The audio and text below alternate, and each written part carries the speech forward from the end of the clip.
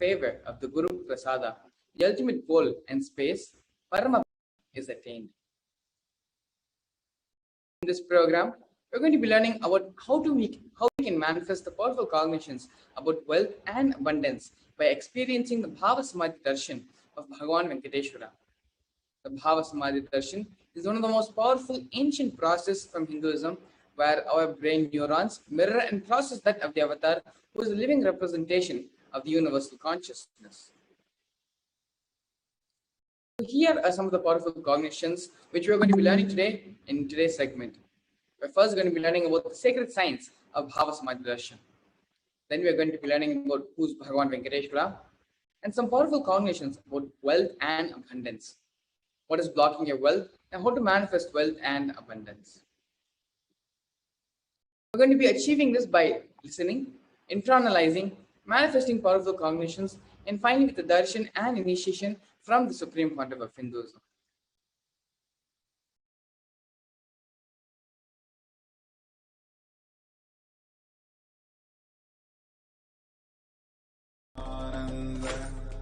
Paramashivam, Om Nithyananda, Paramashivam, Om Nithyananda, Paramashivam, Om Nithyananda,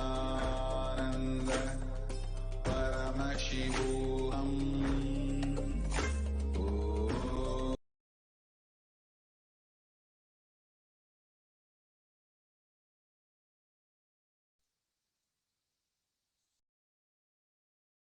Now we're going to be entering to the next segment of this program, which is the manifestation of the extraordinary Shaktis. The Balsans, Nithya and the Yogis, the initiated disciples of the Supreme Pontiff of Hinduism, will now be demonstrating the powers of third eye and sharing with all of us the experiences and results of the extraordinary power manifestation of the divine powers awakened us through Diksha, initiation. In today's Bhava Samadhi Darshan, all of us will be receiving the initiation into third eye awakening and various other powers with the blessings and grace of the Supreme Pontiff of Hinduism. We'll be manifesting the following powers of third eye awakening, seeing with the eyes blindfolded. Third eye is the cosmic browsing center located between the brows, which upon initiation, one can effortlessly express powers and see through the third eye just as you would with the normal two eyes. What are Shaktis? Manifesting powers, or Shaktis, are described in the Vedas and in the Agamas as a science, a methodology, a system for human beings to explore the various possibilities and powers and have access to various states of consciousness. Shaktis manifest from the fundamental cognition that you are divine, you need to manifest divine, and not you are man, you need to reach the divine. Here, the foundation is that you are Paramashivam. Your manifest recognizes that you are Paramashiva, even if you have not yet manifested it. Understand? That is why what Paramashiva is revealing through this body and through this system, through this methodology, any samyama you do on powerful cognitions, manifest only Shaktis and powers, not Siddhis. These are the direct words from the Supreme Pontiff of Hinduism on the science of power manifestation. So here we have some differences between Shaktis and Siddhis. Shaktis express from the space of enlightenment as the side effect of feeling connection with the divine and high integrity with the Guru. Siddhis are powers that manifest from tapas and penance for the sake of enlightenment. Siddhis happen on the path of enlightenment. Shaktis express from the space of Paramashiva is the source of all Shaktis. He is the primordial divinity in Hinduism, the ultimate reality and cause, which is self-effulgent, Swayam Prakasha, all-pervading, unchanging, beyond time, space, form, and causality. As the fundamental base of Avyakta, the unmanifest, and Vyakta, the manifest existence, he performs the Panchakrityas, or the 5 cosmic actions of Srishti, creation, Sthiti, sovereign rulership and maintenance, Samhara, rejuvenation, through Bhava, pulling out of delusion, and Anugraha, which is the liberating grace for all living entities.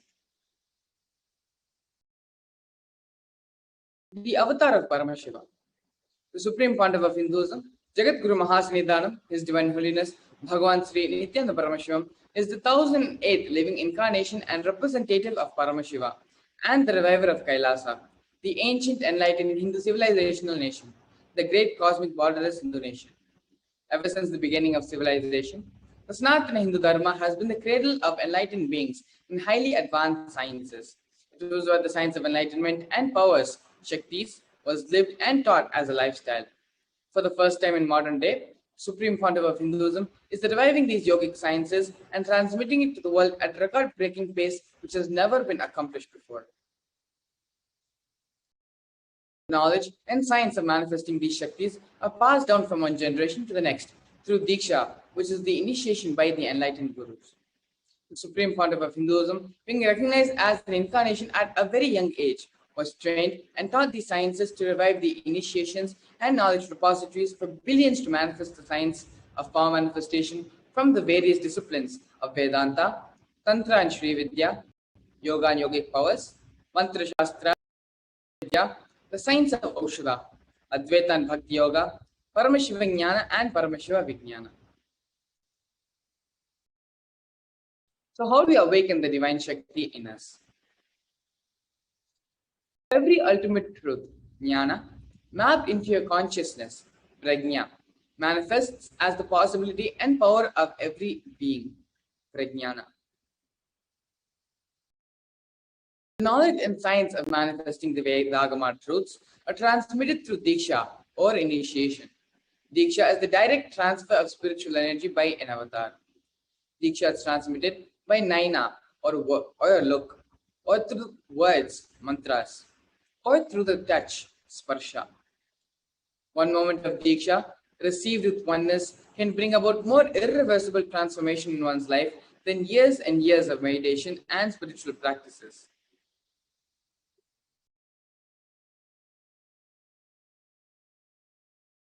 The science of power manifestation is authenticated through four levels of evidences, otherwise known as pramanas. The first being the Shastra Pramana, which is the eternal, unchangeable truth revealed in the source scriptures of Hinduism. The next is the Apta Pramana, which are the experiences and results of Aptas or authorities of Hinduism, such as the Vedic rishis and scientists who have time tested this science and verified it. The next is the Atma Pramana, which is the personal account of this millennium's avatar, Bhagavan Sri Nithyananda Paramashivam, his personal experience on the science of power manifestation. And the last is the Pratyaksha Pramana, which is the empirical evidence from observation and scientific experimentation. Vedas are the ultimate superior authority for Hindus. Vedas are the pure science where the ultimate truths are explained. Agamas are the scriptures where the applied technology, the applied science is expanded upon. Vedas and Agamas, the Vedagamas are given the status of Shruti as they are directly revealed by Paramashiva as they are the ultimate eternal unchangeable truth. A reference cited from the Shastras or source scriptures is called the Shastra Pramana. Let us now get ready to witness a very unique and exciting demonstration of the power of third eye.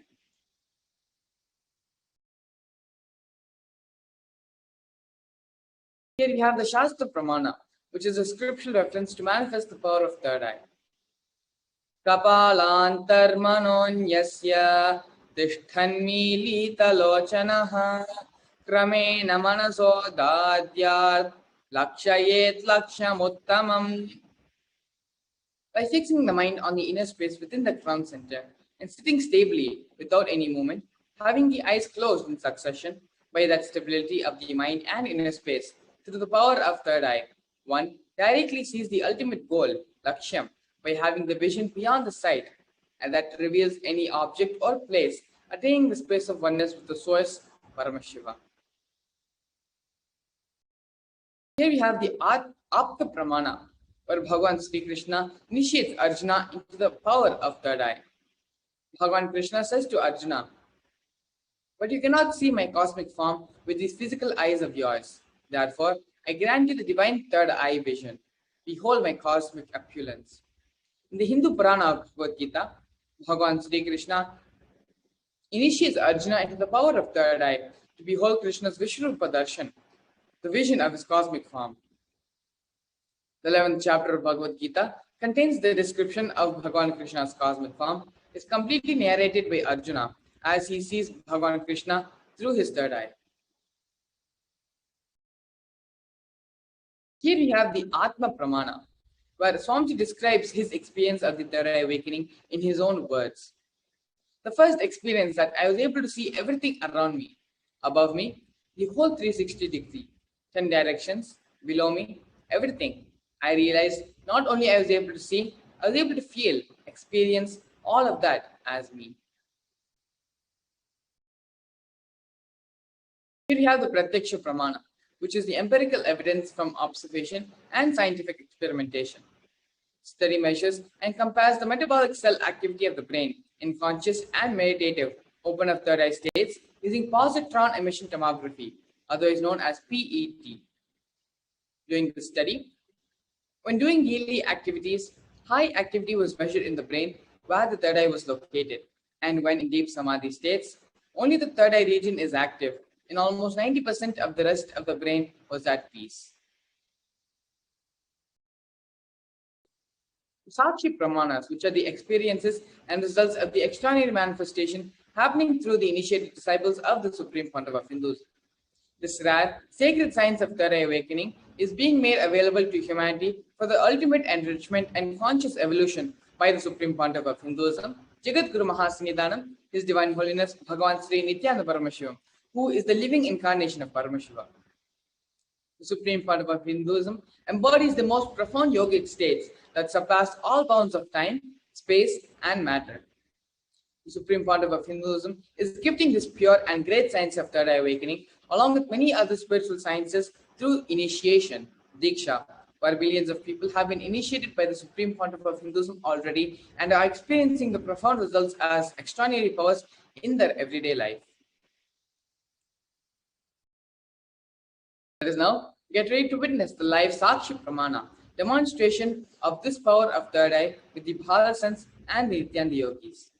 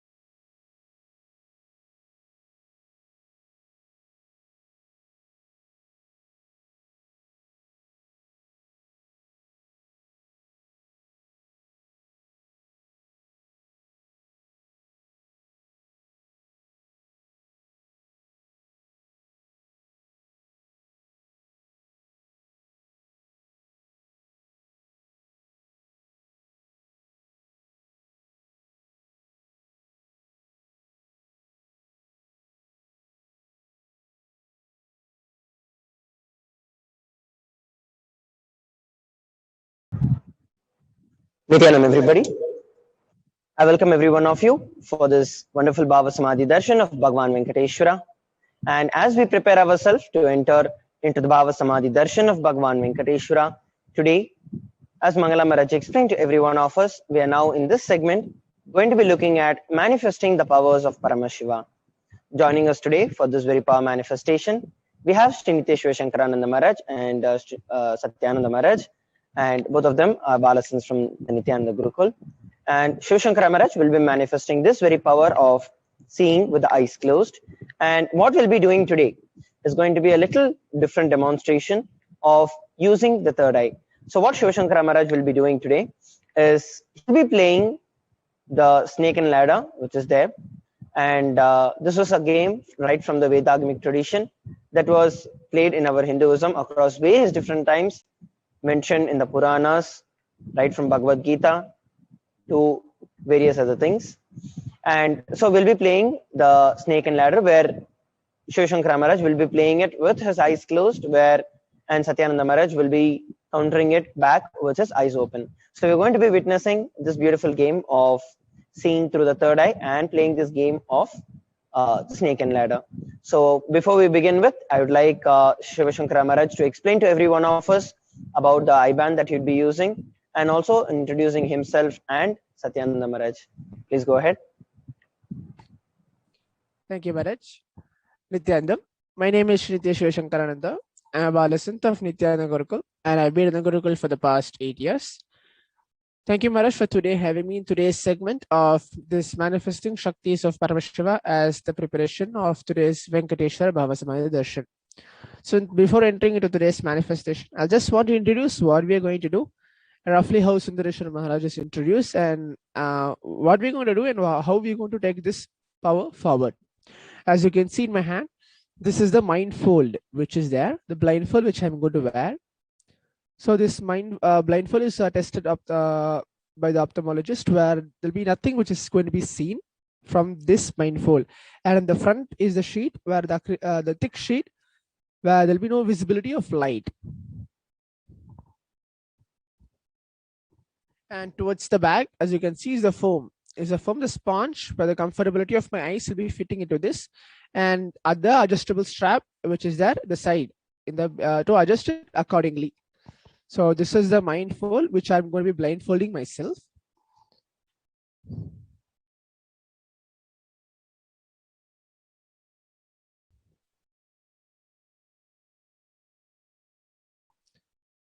So this is the mindfold which I'm going to blindfold myself. First, connect myself in the space of oneness with Swamiji by chanting the Mahavakya. Om Nithyananda Paramashivam, invoking his blessings and grace upon to manifest this power truth of third eye and play this game. As Maharaj said earlier, this game is going to be like it's a master and mind game. Whether you choose a master or mind, a snake and ladder. Now there'll be a dice in front of me. So like a person who's going to Balasan, who's sitting with me, Satyananda Maharaj, he's going to play this with the eyes open. Normally how we play snake and ladder, he's going to roll up the dice and he's going to play with the eyes open, and he will move the coin. He'll move the coin of his, and I'll be playing with my eyes closed. When I roll the dice, whatever number comes, I will show it up and tell to the camera. For example, it's a number 3.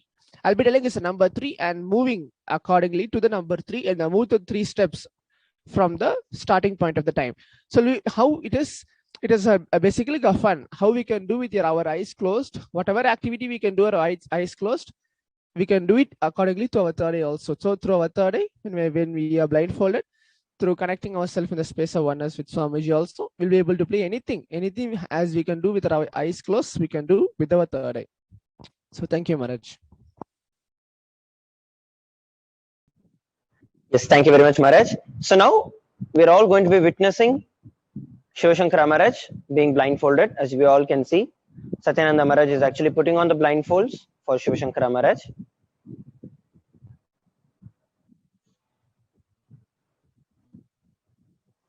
As Shiva Shankara Maharaj shared, the blindfold that he is currently being put on is actually tested clinically and certified by various ophthalmologists, where there is no light that can actually penetrate in through that eye band.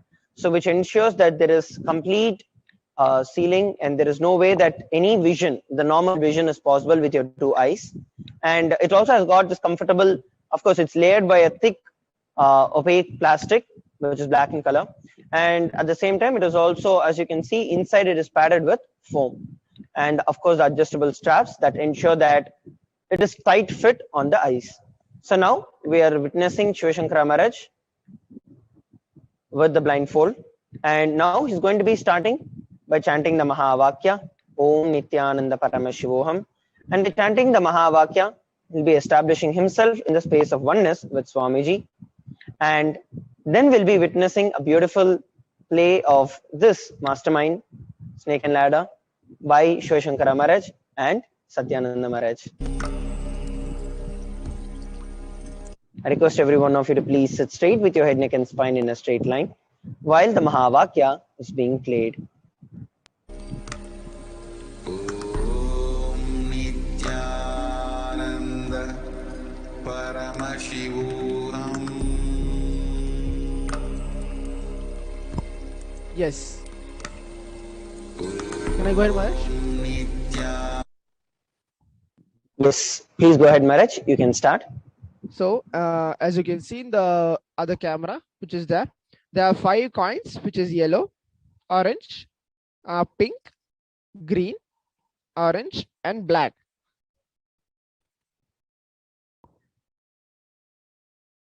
So there's a yellow, pink, green, orange, and black. So these are the 5 coins, which is there.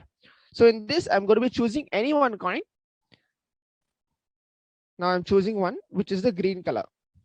So this is the green color coin, which I'm going to be choosing and giving it to Maharaj. And for myself, I'll be choosing the black color and I'll be starting it. So this is the start point, which is kept there. Now Maharaj, you can roll. It's your turn. So as we all can see, Shivashankara Maharaj has picked up the green and Satyananda Maharaj given it to Satyananda Maharaj, and Shivashankara Maharaj has taken the black coin as well. So there, Satyananda Maharaj rolled the first set of dice and moved it. So he put the number 2 and he moved it. So now it's my turn.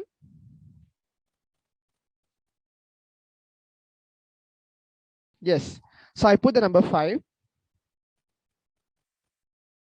So I'm going to move my 5 points. 1, 2, 3, 4, 5. Now it's his turn.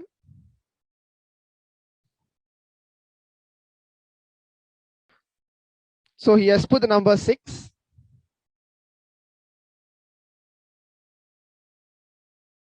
Now it's my turn.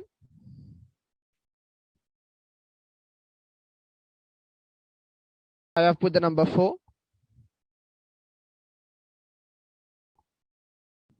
So what we're witnessing here is some game that would technically be playing at our home when we have our free time.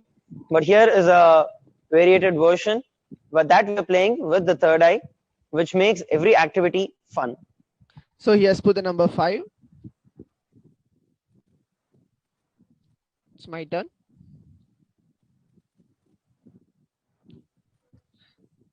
I have put the number 6. So as you can see, Shivashankara Maharaj is continuing to be completely blindfolded and at the same time seamlessly playing, able to see what Satyananda Maharaj has rolled. Just put the number 6. Yes. So we're able to see what Satyananda Maharaj has rolled, and Shivashankara Maharaj is reading out what Satyananda Maharaj rolled, at the same time rolling it and also sharing what he has rolled. I put the number 3.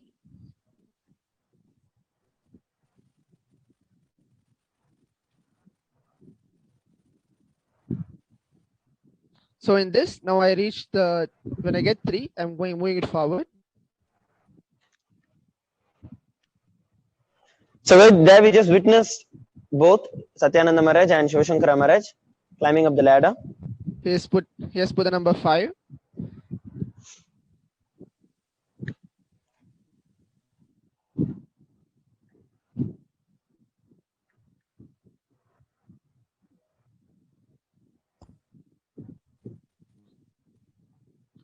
I put the number 3.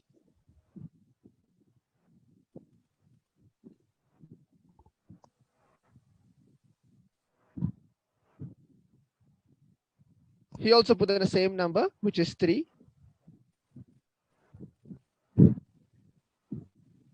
So here we're witnessing both Satyananda Maharaj and Shivashankara Maharaj.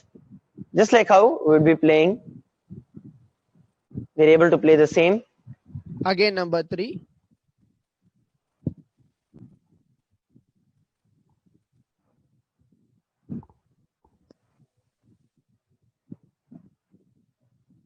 He has put the number 5.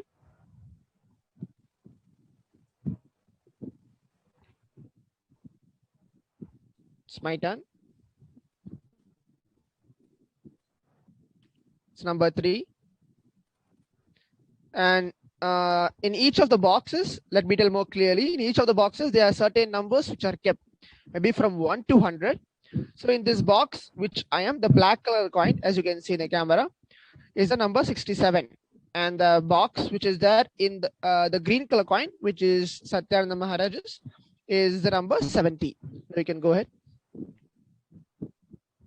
So there we are able to see that Shivashankara Maharaj not only is actually reading out the coin on the number on the dice, but at the same time also sharing exactly what is happening on the box, which is there on the screen. So now it's my turn.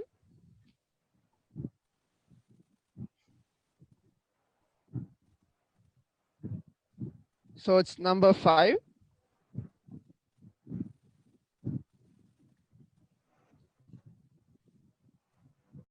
So let me take it more forward. This dice, my black color coin is in the blue color box of the number 72, and the green color coin is the box which is the number 71, which is in yellow in color.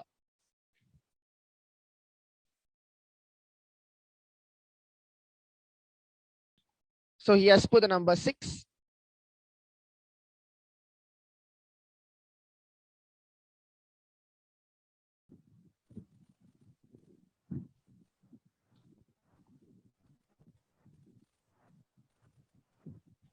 I have put the number 3. Yes. As we are all seeing, very beautifully, we have Shivashankara Maharaj and Satyananda Maharaj, both of them playing this game.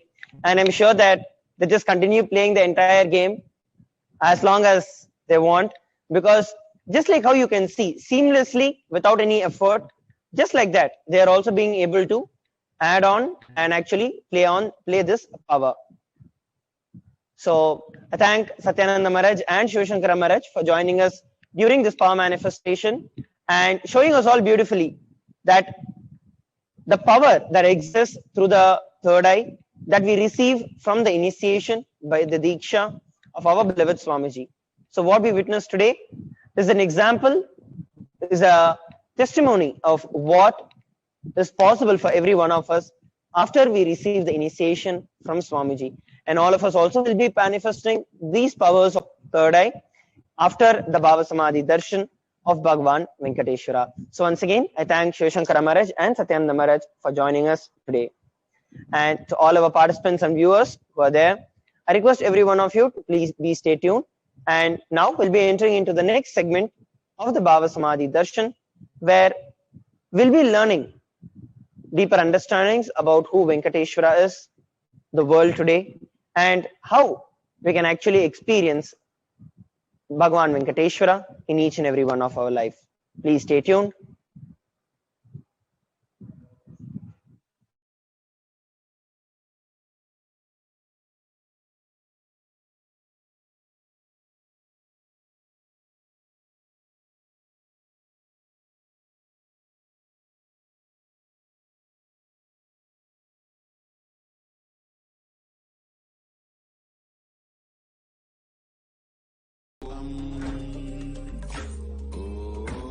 Om Nithyananda Paramashivam.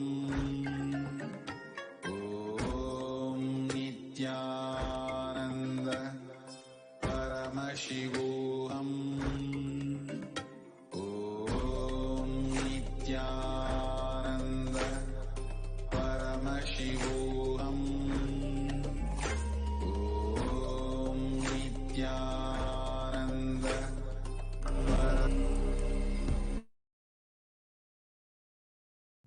Yes. So, Nithyanam, everybody, welcome back. In this segment, now we're looking at the world today. Some of the statistics that are very important. That we're going to be looking at the current day statistics that are there. Just a moment.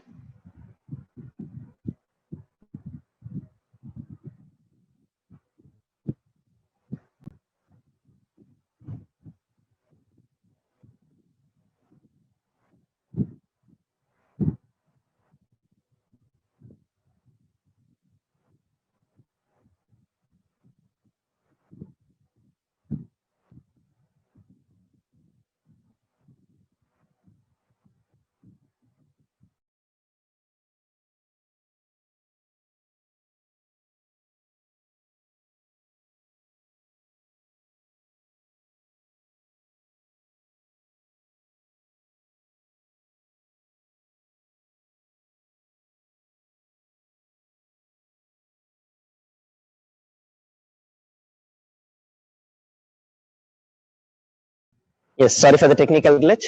So now we are going to be looking at the statistics of the world today and the various contributions of Kailasa to handle the current situations in the world.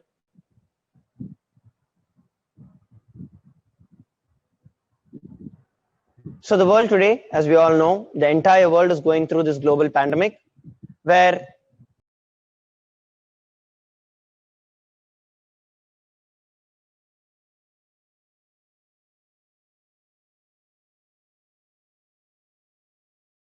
support that we have, financial status, the financial stability, we've got no clue of what would happen any moment, the next moment. There are so many deaths that are being constantly being reported. At the same time, there are also so many deaths that are going unreported because the number that is being affected across the globe is on a very high scale.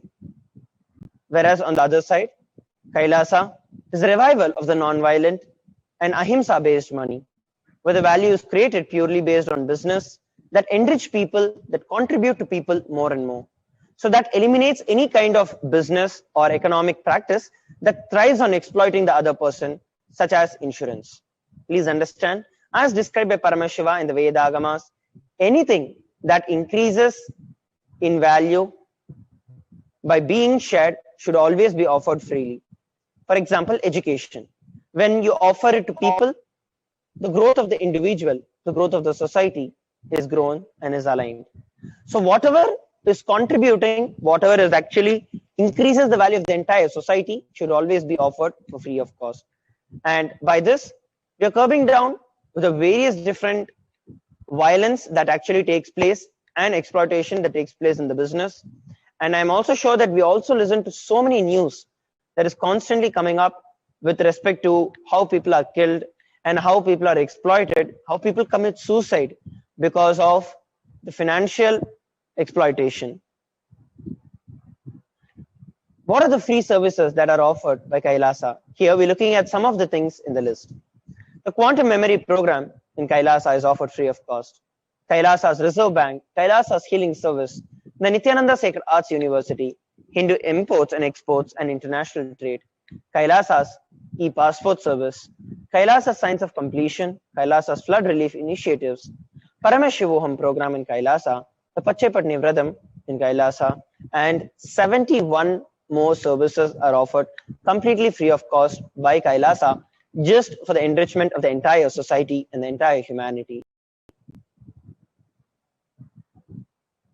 In the world today, what we're looking at here is how the GDP, the gross, is actually being affected in the entire world. And where it's only a few of the people who control the entire economic situation of the entire world. But here, towards in Kailasa, right from 2000 years, we have a beautiful economic history in one chart, where the Hindu civilization contributed to over 40% of the world's GDP because we were always a contribution-based society, a contribution-based ideology, and the Hindus always function the same.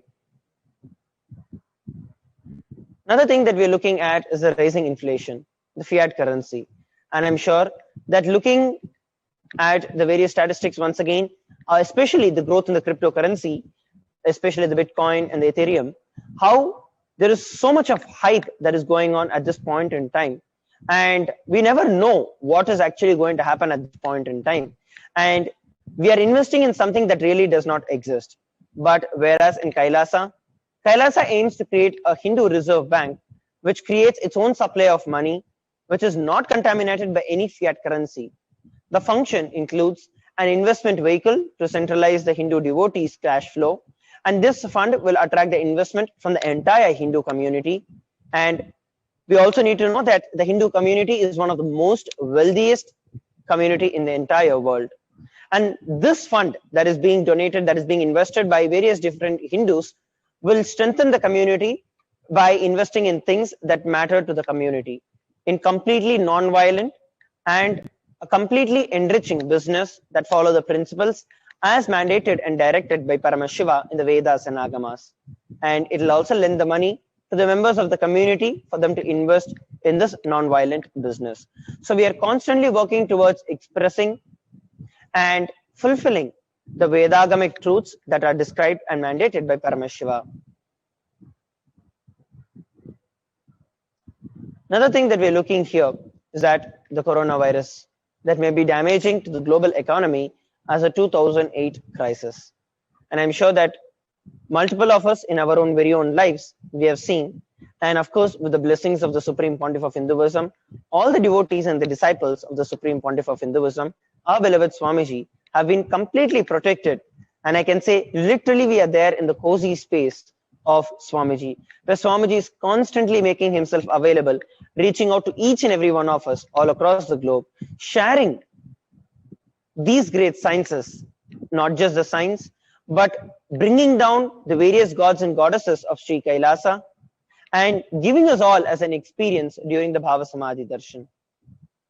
Dharmo rakshati rakshitaha. Those who contribute to the world are rewarded.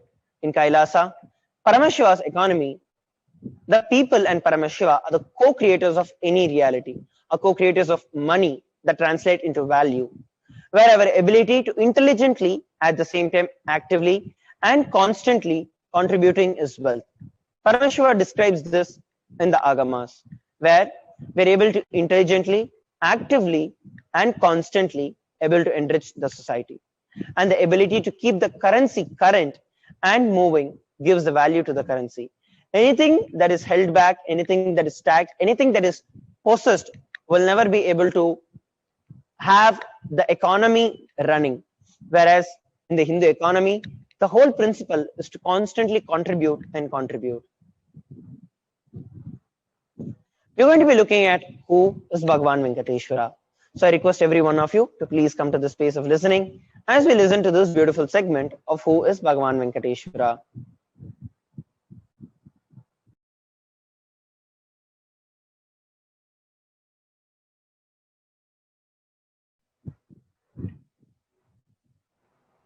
Some important cautions.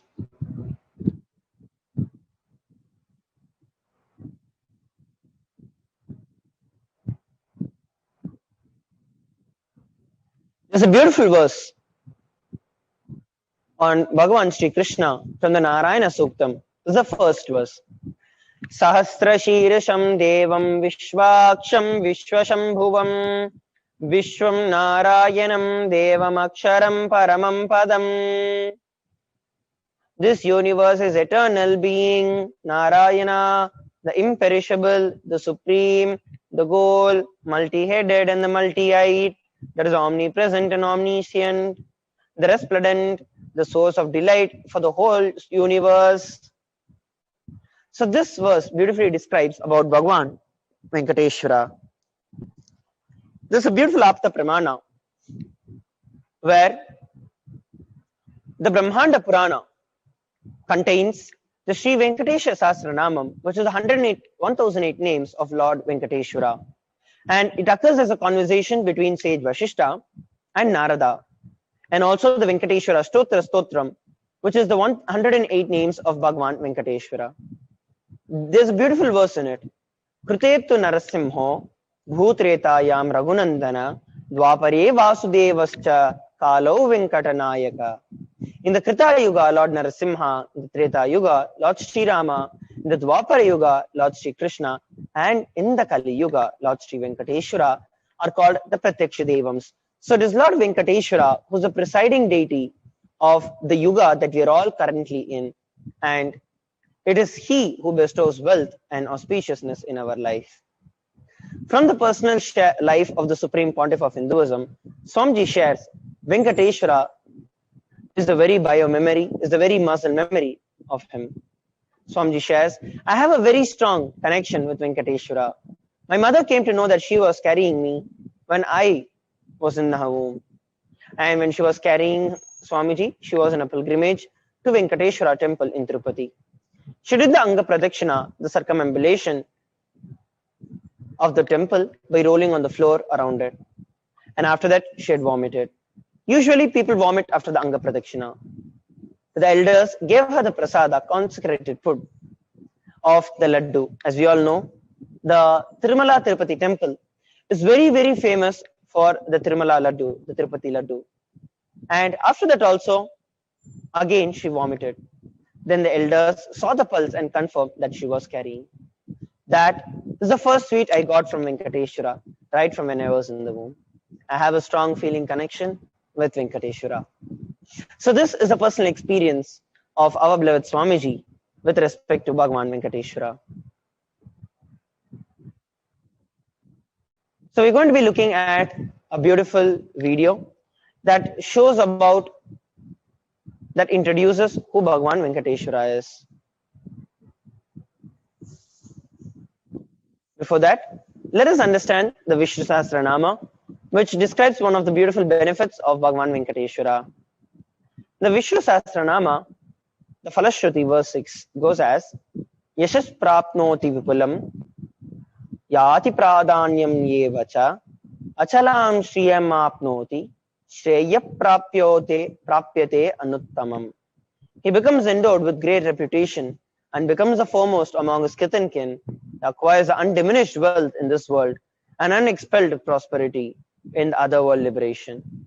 Bhagavan Venkateshwara bestows all the Ananta Kalyana gunas, and the one who worships him receives abundance and wealth in his life. Let us now watch a beautiful introduction to Bhagavan Venkateshwara from our beloved Swamiji.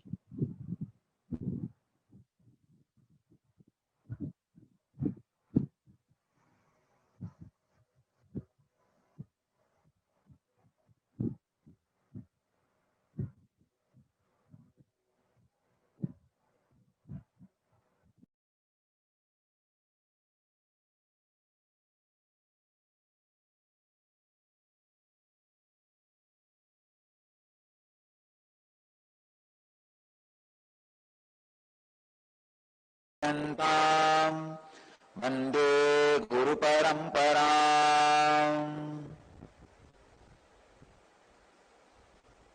I welcome you all with my love and respects.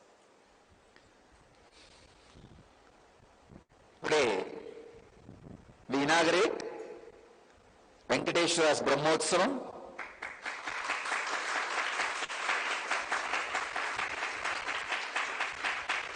We will be celebrating Venkateshwara's presence for next 15 days. This is the only Brahmotsavam done for 15 days.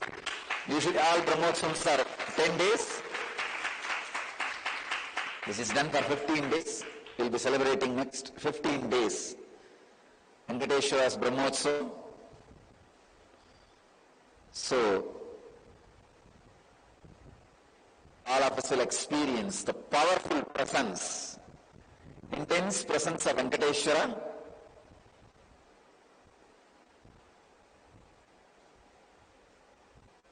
And all the auspicious things of Venkateshwara. Today I will say a few words on Venkateshwara. Venkateshwara is one of the most powerful modern day incarnation. Incarnation happened in Kali Yuga.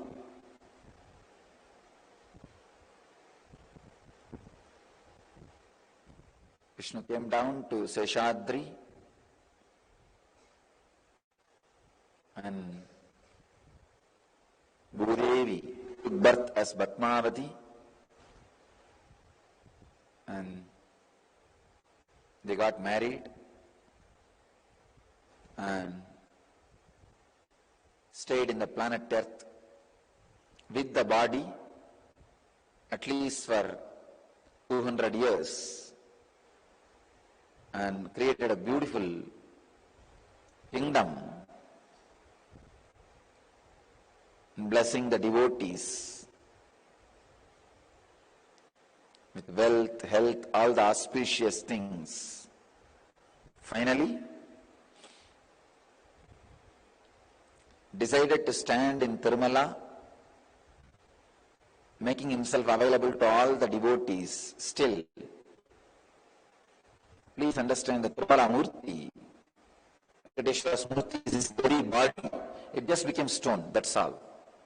That's why it is life size. The very body, how he is standing, he just became Archavatara. Archavatara means the incarnation to receive all the worship and devotion of the people. So the Srinivasa became Archavatara,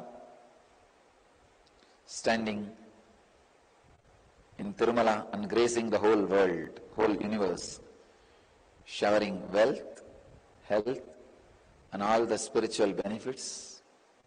Now, I invoke his presence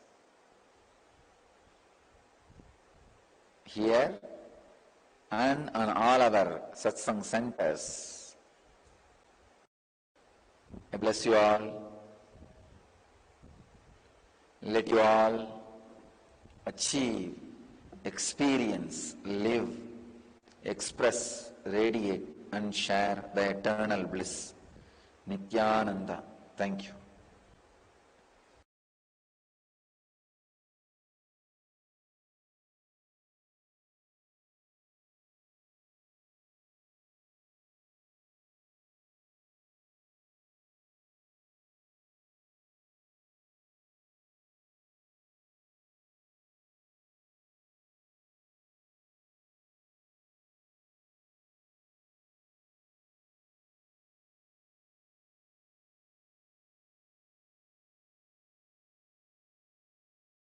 Only the interest. In the end of the Kali Yuga only he will pay the whole capital. If he pays the capital, the current will stop, the economy will stop. Till the end of Kali Yuga he will be paying only the interest. In the end of the Kali Yuga only he will pay the விற்கணும்னாலும் பிச்சை எடுக்கணும்னாலும் மார்க்கெட்டுக்கு தான் போய் ஆகணும். அப்போ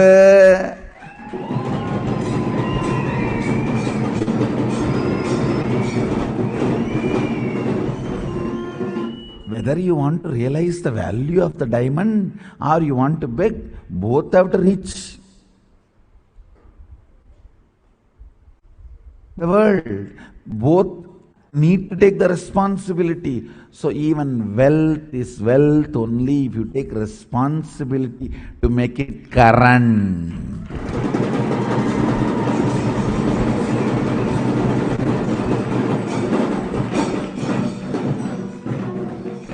Yaksha is not Lakshmi.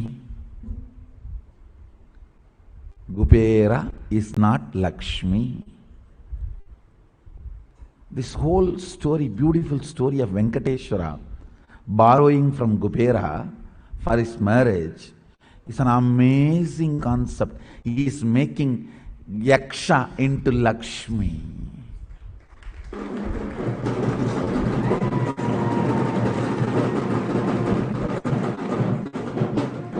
He is making a reserve to reserve.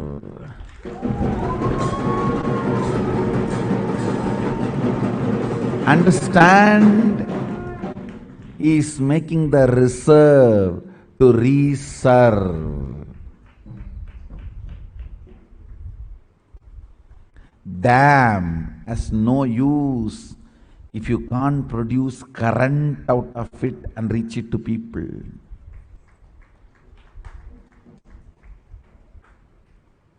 It's an amazing truth. There is a village folk story where Venkateshwara borrows from Kubera for his marriage and he is still paying the debt. Arey, don't you understand? It is an amazing truth. Fellow who has a Lakshmi on his chest need to borrow from Kubera. It's one of the important truth revealed. Venkateshwara takes the responsibility of reserve to reserve.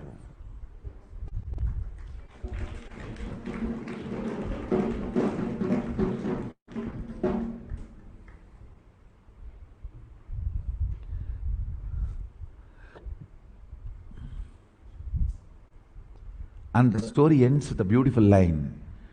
Till the end of Kali Yuga, he will be paying only the interest. In the end of the Kali Yuga only, he will pay the whole capital. If he pays the capital, the current will stop, the economy will stop, whole thing will become part of the reserve, and life is over.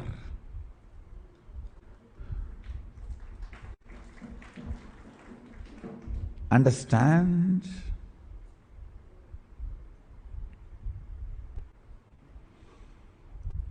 Responsibility makes reserve into current.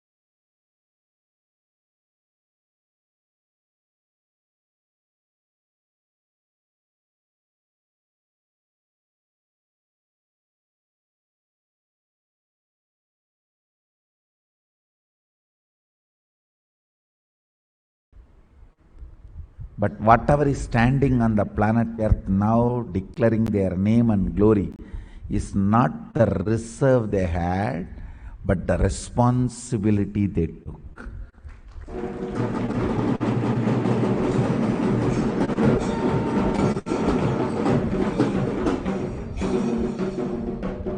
There were many more kings in the history who had 100 times more reserve and resources than Rajaraja. It is not the reserve and resources you have will be celebrated. The responsibility you took only will be celebrated.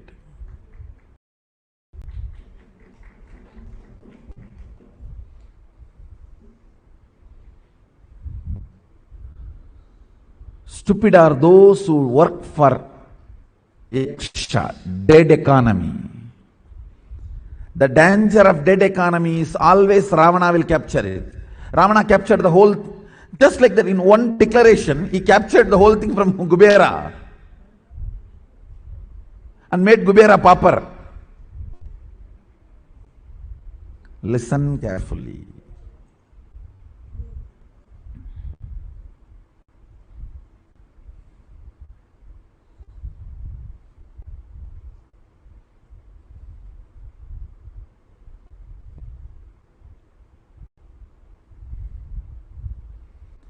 Responsibility makes you current, living, rich.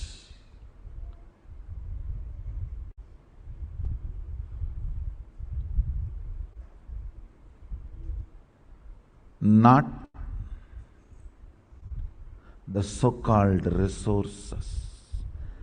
From the beginning I want my Balasans to know, in your advent on the planet Earth, The responsibility you take matters here or in other planes, not the dead zeros in your bank computer. It is not even a zeros in a paper. In those days, there used to be a passbook. So in that book, the zeros will be there. Now it is not even that. It is only the computer generated numerical zeros.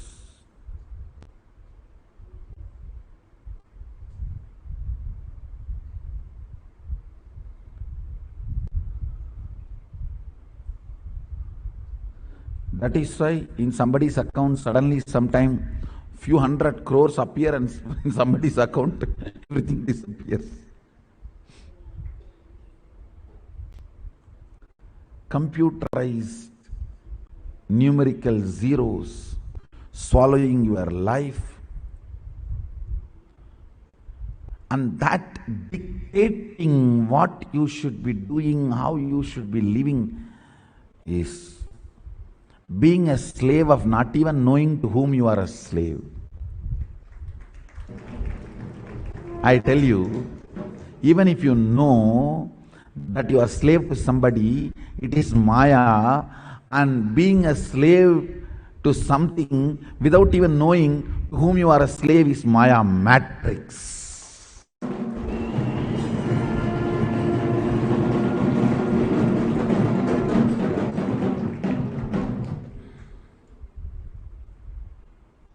Even if you are a dog, slave, held by your owner, I can say little decent. Because owner cannot hold all the dogs, he puts them all in a prison and you are there rotting. That is worse. Dog in the hands of the owner, the prison, are in the Maya matrix. All of you are in Maya matrix. If you are working for electronic zeros in your bank account, understand the responsibility you take and how much of your Sadashivatva melts down and flows as Shaktis is your achievement in the universe. Because this melting and flowing will be useful for you whether you have the body or not. Understand? Learn to melt and become Shakti when you are young, when you are able, when your life is available, when you are bubbling, overflowing with life existence. Learn to flow, melt down before the fat settles around your waist. Learn to melt into Shakti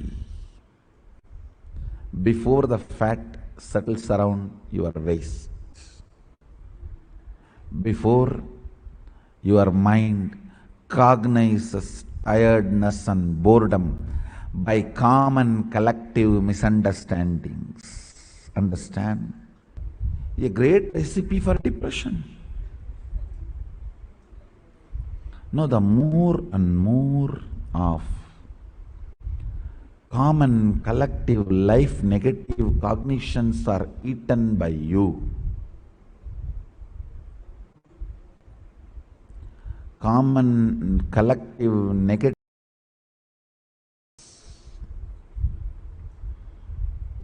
you become old. Old means common collective negative cognitions becoming part of you. Is you becoming old.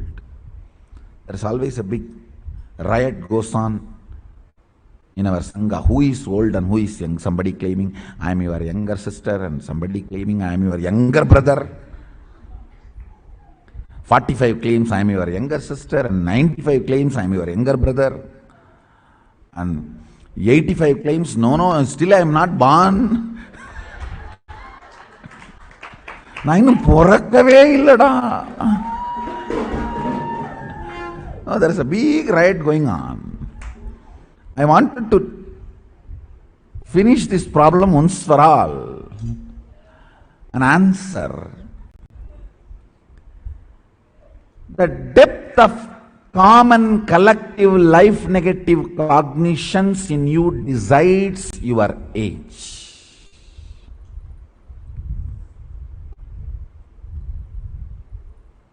I tell you,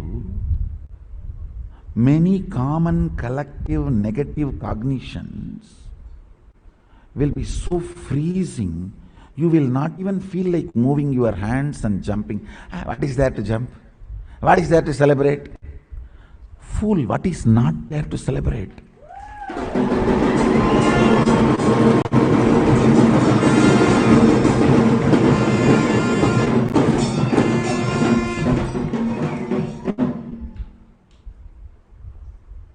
Stomach is full with his prasada, eyes are full with his form, heart is full with his love.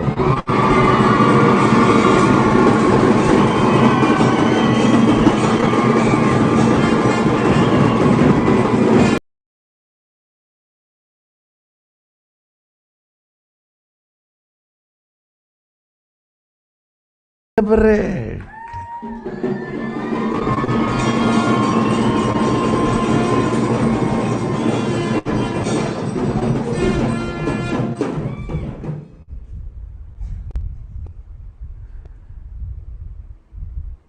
Let the depression be enjoyed by the atheists. Why are you guys asking for their lifestyle and their share? Don't steal from them. It is their property. Aparigraha. Don't steal depression from atheists.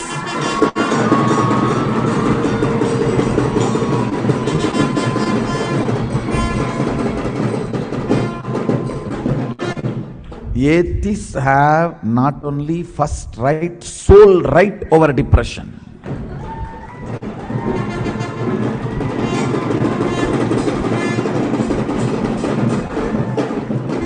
You guys trying to grab his asteya, disturbing the vow of asteya.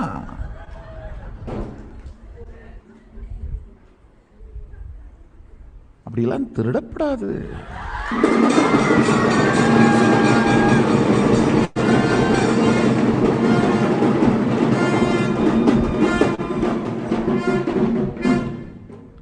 Depression அவா சொத்து, அதெல்லாம் தொடப்படாது.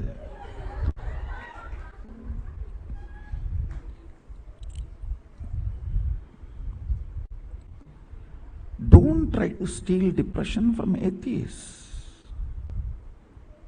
That is the only thing they are left with.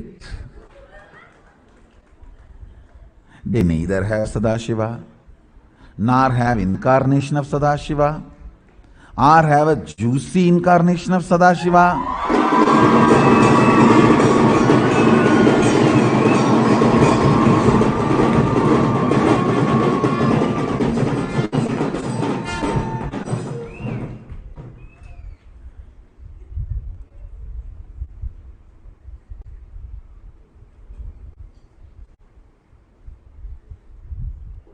Eating breakfast in the morning is different. Eating prasad in the morning is different.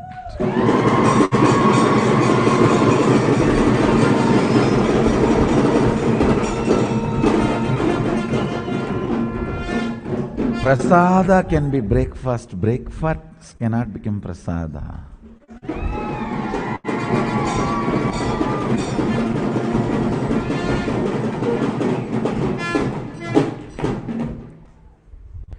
Prasada can be breakfast. Breakfast cannot become prasada. Understand?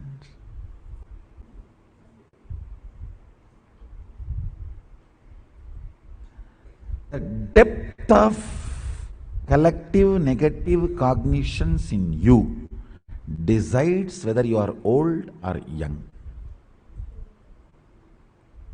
alive, active, living.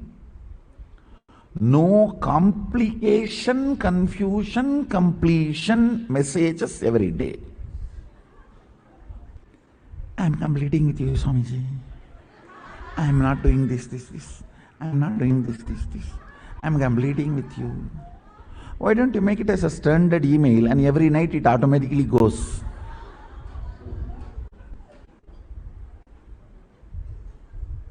There are many softwares, auto email softwares.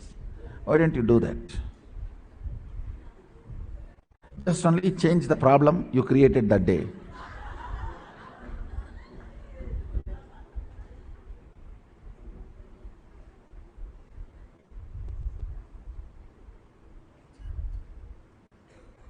If you read your completion emails, even you will feel sick.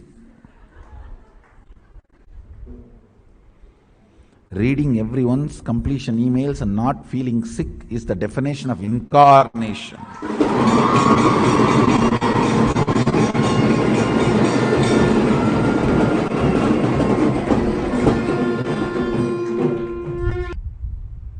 Listen.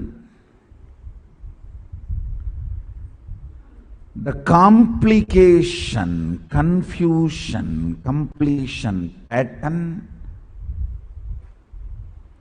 is the permanent marks left in your consciousness as a symptom of old age.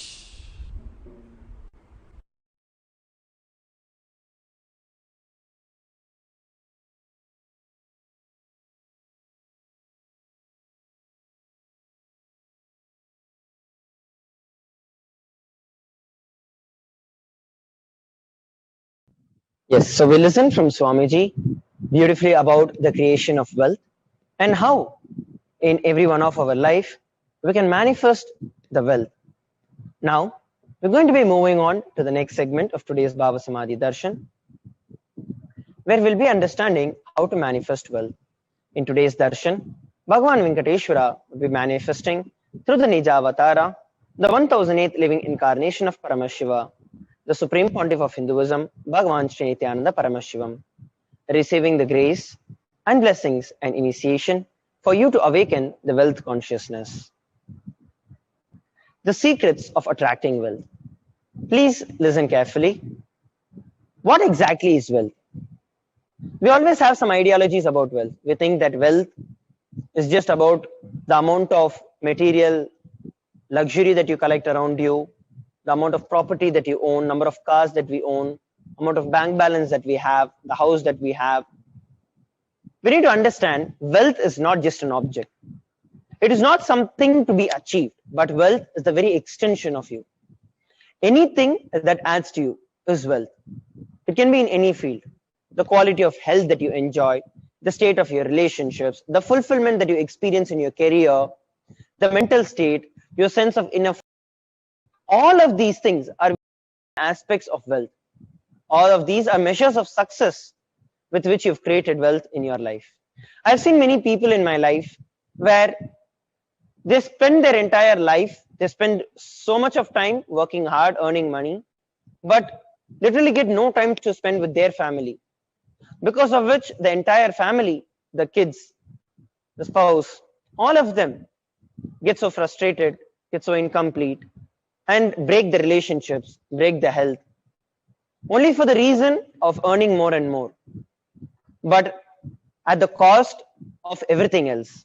So that is not wealth. But wealth is something which happens in everything. Your health, your wealth, your relationships, put together, all of these put together. When there's a beautiful expansion that happens, that is wealth. So wealth is not even just money or currency. Money is one type of wealth. Currency is one type of wealth. Assets that you own is another type. Being alive, being active is another wealth. Actually, all of these put together is what is wealth. Your money, the currency that you hold, the wealth, the assets that you have, and how active you are in your life, all of these put together is wealth. And what actually decides wealth is how you're using it. It is neither good nor bad. Wealth is just a utility. When you have this understanding, you will see that you're able to manifest wealth in your life. So let us now look at some of the beliefs that we all carry about wealth. The first common belief that we all hold. We always feel, at least most of us feel, that wealthy people are arrogant and bad people. You carry a deep resistance of wealth, and because of which you will not accumulate wealth. And even if you accumulate wealth, you carry the guilt of wealth. Many times we look at people who do a lot of corruption in the society, and many times they are wealthy, or I can say at least they are rich. Wealthy is not the right word. They are rich. But we always, because of our faulty generalization, we associate wealth with arrogance. But at the same time, we need to know that there are so many wealthy people out there who are continuously contributing to the world, contributing to the society. So the idea and belief that wealthy people are arrogant and bad people is the most common belief that we have, which is not right. So next, we are looking at what is the truth. The truth is that arrogance does not come by wealth. Arrogant people will be arrogant no matter whether they are wealthy or not. But it is we who wrongly associate wealth to arrogance. And we create a pattern out of it and start hating wealth as well, the same way that we hate arrogance. The biggest problem with this is that one side of you really hates wealth, and the other side you want to create wealth. Because of this conflict between you, one side of you, another side of you, until and unless this conflict is resolved, you'll never be able to manifest wealth in your life. So understand, it is got nothing to do with arrogance. Arrogant people will be arrogant no matter what.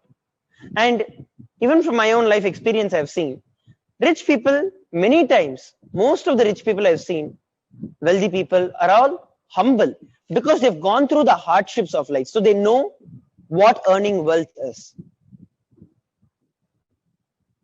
The next belief is that poverty is good.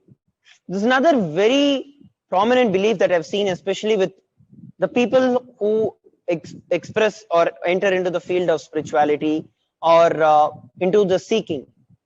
They falsely associate poverty with God. Deep inside us, we label poverty as good quality. We feel reverence and respect to poverty. Then how are we ever going to generate wealth? We always feel living with minimal, living as a poor person is wealth. But we need to understand the aparigraha, the living with minimal items that is described by Paramashivam and the Veda Agamas, is from a powerful inner space, not because of the inability to create wealth, but ability to manifest humongous wealth and contribute it to everyone, not possessing wealth. But we always try to resort to this understanding because of our inability to manifest wealth. And because of it, we tell to ourselves, we believe to ourselves that poverty is good. And as long as we carry this cognition, we will never be able to generate wealth. So this is the second common belief that exists. The third belief is that handling wealth is responsible. It's huge responsibility. We may feel uncomfortable. Whatever I want, I will not get. Or maybe you just came to a conclusion by looking at some wealthy people who just lost time, were not able to spend time with themselves, with the family around. We need to understand what exactly is responsibility and what exactly is handling wealth. And even this belief actually puts you down. This belief actually stems or roots from the very fundamental ideology of what is wealth. Because of your wrong understandings of what wealth is, you continuously get into a rut of trying to find out materialistic and what we think as a security for our future, but rather miss out on everything else.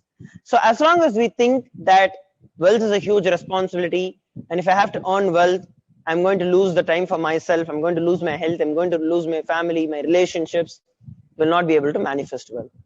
So we need to actually complete with these negative beliefs that we have on wealth. A few more negative beliefs that exist that we're looking at is making money is a sin. Understand, create as much wealth as you can. Celebrate it, enjoy it, and share it with people. Wealth consciousness is high creativity with high responsibility. Same way, another thing is that wealthy people work smart and not hard. Don't be lazy to bend your body and mind and realize your dreams. It is your life that you want to manifest in your life. Read the stories of any famous millionaires who have become millionaires today. It is with hard work. And it does not just like that happen and just happens in your life. No, it's hard work. Same way, another belief that we think is that we have to be worthy of it. Understand, wealth serves those who are wealthy in their very consciousness. So all that you need to work on is your consciousness. Wealth consciousness means making a very clear decision to break out of the myths, the mental patterns that empowers us and draw us again and again into the poverty cycle. Just like the various different beliefs that we saw.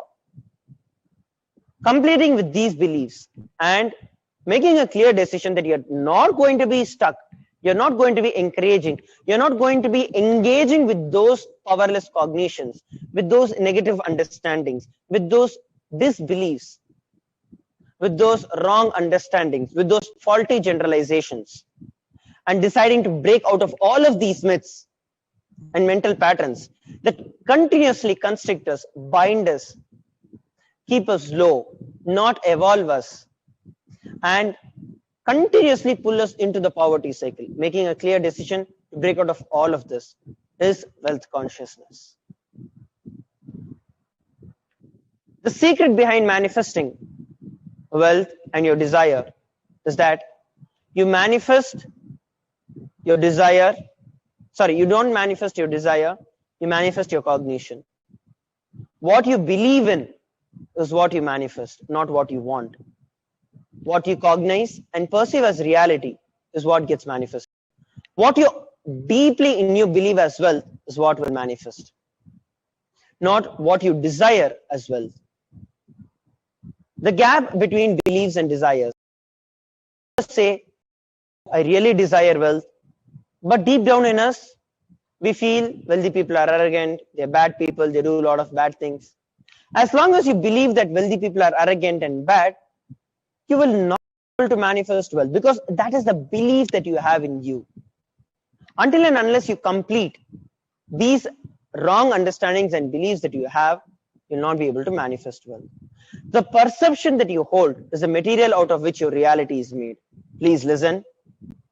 The perception that you hold, your perception is the material out of which your reality is created and manifested. If you desire wealth, but you believe, perceive, cognize that wealthy people are bad or arrogant, or it is too much of responsibility, naturally you won't manifest it in your life. So the gap between your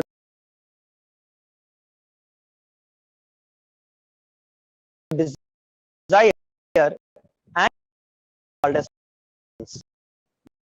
anything that you cognize, you create a certain energy field about you, and you create a certain energy field around your cognition. You attract situation, you attract people, you attract everything, you attract life around you to make that cognition into reality. And to break all the negative cognitions, all that you need is will persistence, which is your decision that you're not going to give up no matter what till your intention is becoming a reality. And that is will persistence. So making yourself aware of these powerful cognitions that we are learning today, completing with the old powerless cognitions, and understanding that it is possible for us.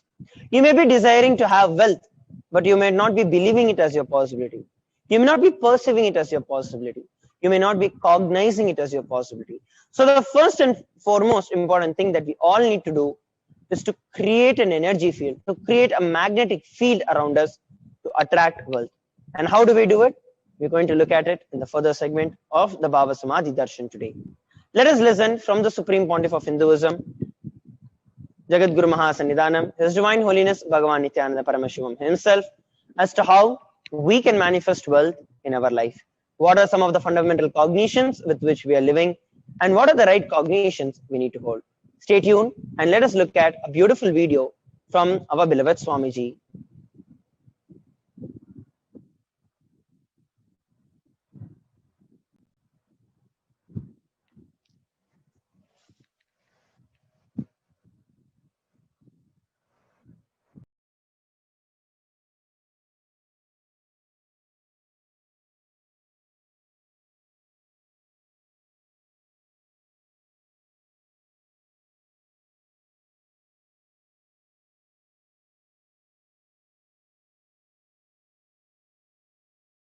Affecting you, understand?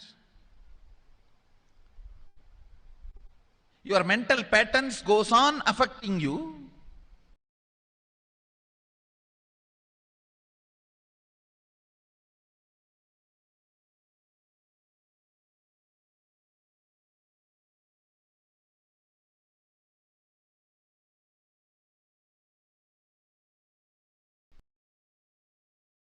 And pulling the gears, do whatever you want. You are not going to move an inch. And if somebody says, please, why don't you repair your broken car? You are not moving. No, I am too busy to repair. I can't get down now and repair because I am hurriedly going to some place. That is utter stupidity.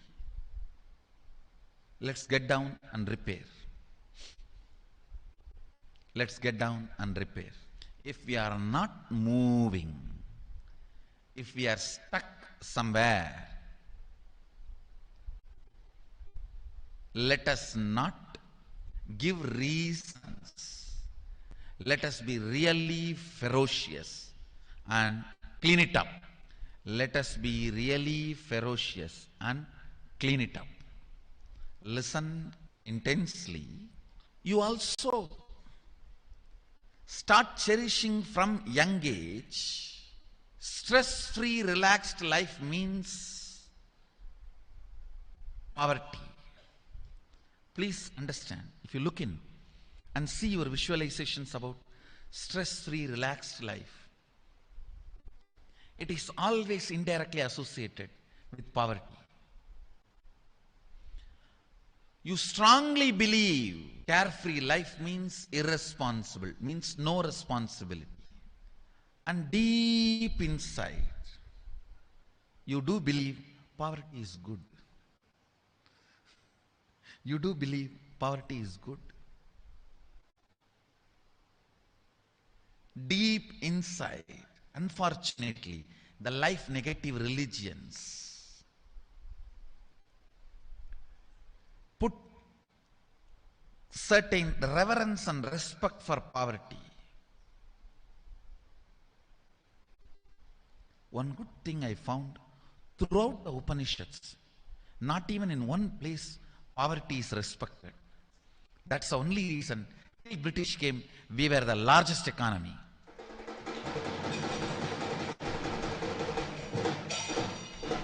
India need to know poverty is because you gave up Vedic lifestyle, not because you lived Vedic lifestyle. Till Vedic lifestyle was with you, poverty was never near you. Because throughout the Upanishads, nowhere poverty is respected, worshipped, revered, even indirectly. Rishis were never poor, loaded with tons of powers. Kings come and bow down to rishis to learn the weapons and powers. Listen, unfortunately, the life negative religions have put a thought current that poverty is good and kind of a reverence and respect for poverty. Charity and reverence for poverty, both are just to keep poor people suppressed and stopping them rebelling. It can be a good political strategy, but that is not a spiritual truth. You need to acid wash yourself about your beliefs and cognitions. I'm not saying poor people are wrong, all that. All I am trying to tell you is, as long as you cherish reverence, respect for poverty, you will be only attracting that. As long as you cherish the idea, the wealthy people are bad, arrogant, anything wrong, you will be only living in poverty. You will not manifest wealth. Understand? Ultimately, wealth is neither good nor bad. It is a resource available for you to do what you want. Wealth is not even just money or currency. Money is one wealth, currency is one wealth, the assets are one wealth, and being alive, active is one wealth. All this put together is wealth. It's not just currency, it's not just money, it's not just assets, it is being active also. All the four put together is wealth. In January this year, I had a mind-blowing experience under a form of plant medicine called ayahuasca. Perhaps you've heard of ayahuasca. If you haven't, it is blowing up in terms of popularity. Ayahuasca is Money, currency, assets, being active.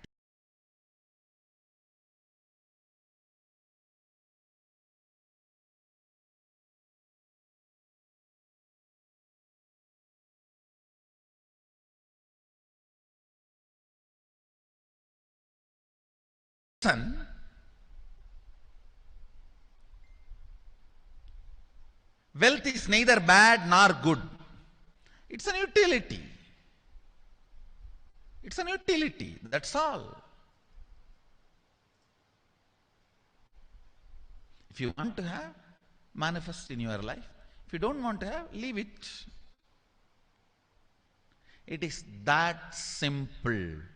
That is where the problem starts now. No. It's not that simple. I am trying to manifest for last 25 years. You are trying to, but you are not manifesting. Please understand. You may be having desire, but you don't have belief. That's the difference. Desire is different. Belief is different. Desire is different. Belief. You may be desiring to have wealth. You may not be believing it as your possibility. You may not be perceiving it as your possibility. You may not be cognizing it as your possibility. Understand? The first and foremost important step we need to do to create an energy field of attracting wealth. As I mentioned, there are tons of researchers proving in the modern day, anything you cognize, you become energy field for it. And you attract situations, persons, knowledge,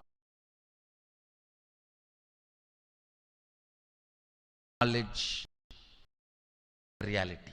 In these 2 days, I commit with you, I'll clean up all the mess inside you. The gap between your desire and your perception, that mental patterns, that's what I call mess. I'll clean up. That's one. Second, I'll create an energy field in you, attract wealth and manifest wealth. This too is only the goal of this 2 days program.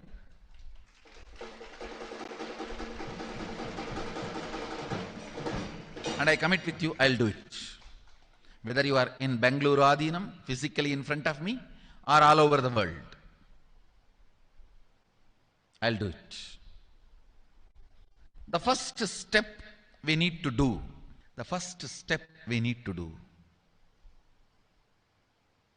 looking back,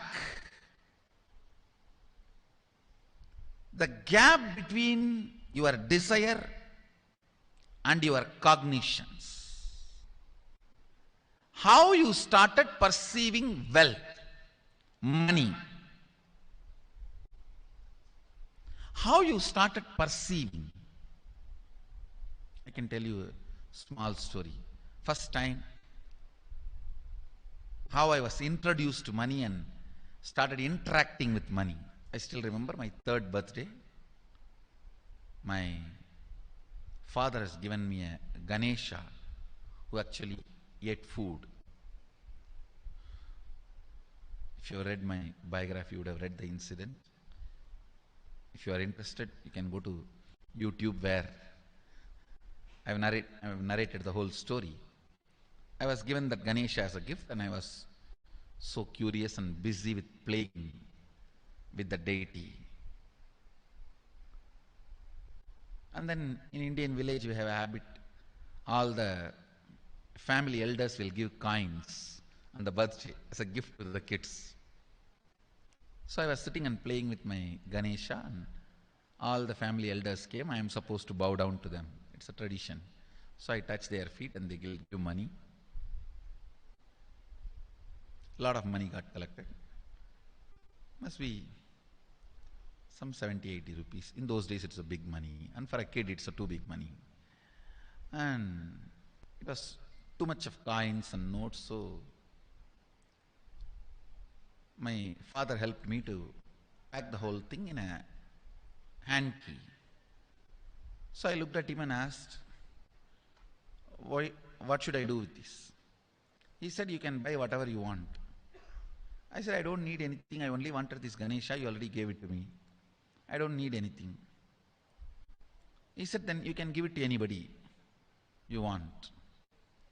So I just called all my cousins, brothers, everyone was playing. I grew up in a large joint family. 27 of us grew up together. So it's almost like a one school, small school. So all of them are playing. I called in my loud voice, hey, anybody wants come and take this money? I don't want it.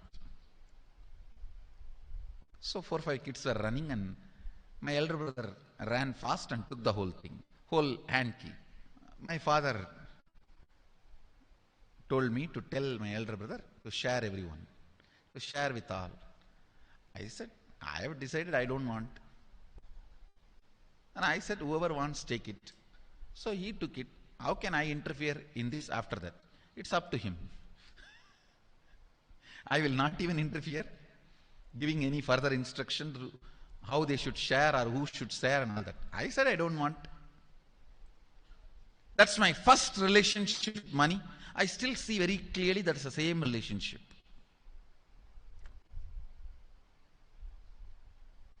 Still I don't touch money. I don't handle. Never felt the need. Anyhow, I am not saying this should be your pattern or this should be your... I am just giving you an example of how I started relating with. So now dig out how you started relating with money. That was actually my completion with money. I touched first time money only to give dana. Still I am doing the same thing. Still I touch money only to give dana.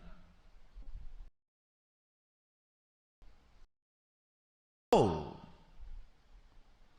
how you cognized money, wealth, what all your perceptions and beliefs and cognitions about money. Let's dig out. Let's get them out first. The moment you remember money, does bring tremendous pain, suffering, impossibility, all that in you. What is the emotion or energy it invokes in you?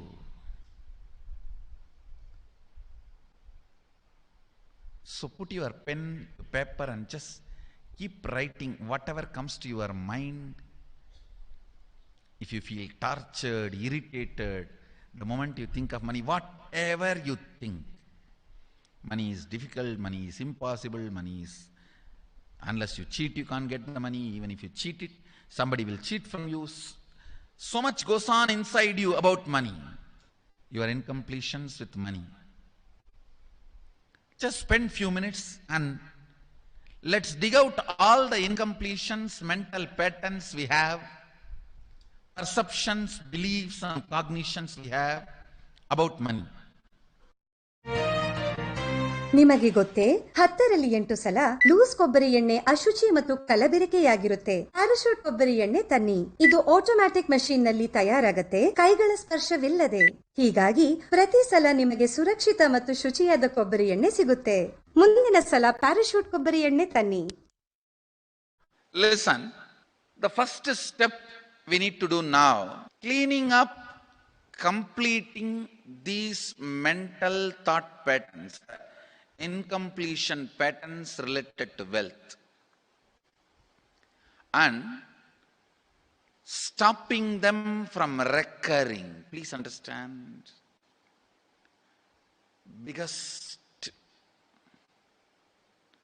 problem is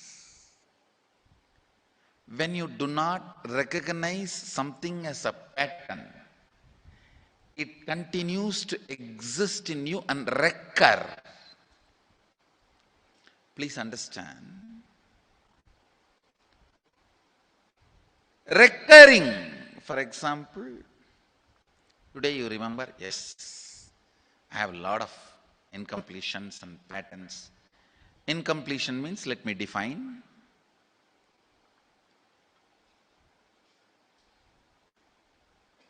Your past sitting in your present, not letting you live your future, is incompletion.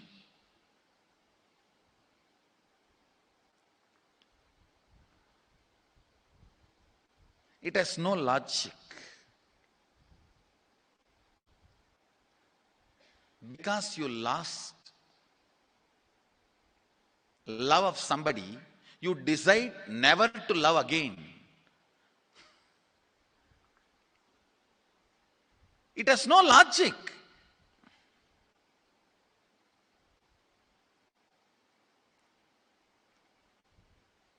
Tons of negative decisions, cognitions you make about life is incompletion.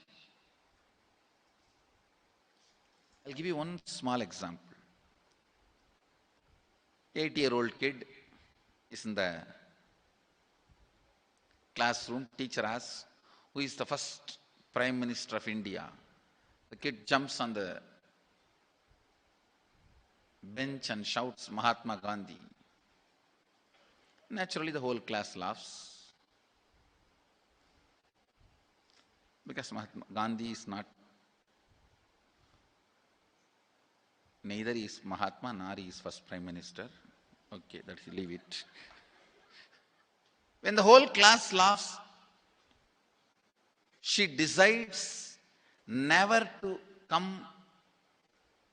in the front, jump up and be active. Even after 50 years, if she becomes a CEO of a company, in the team meeting, she will be telling her ideas to somebody else and somebody else will be presenting.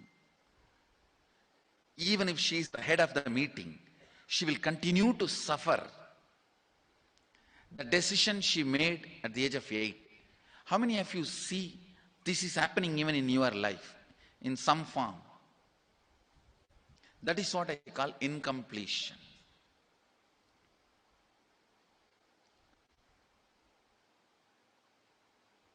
Understand,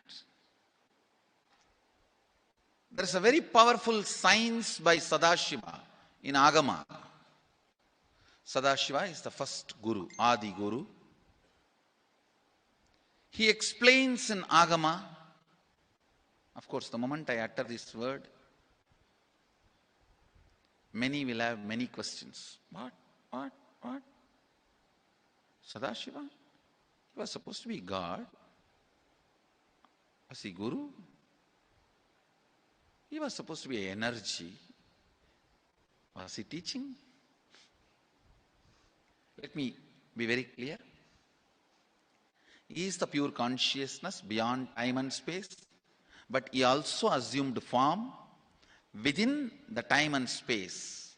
The formless came in form many times and taught the great spiritual truths to the world. We should not even use the word was. Is the right word.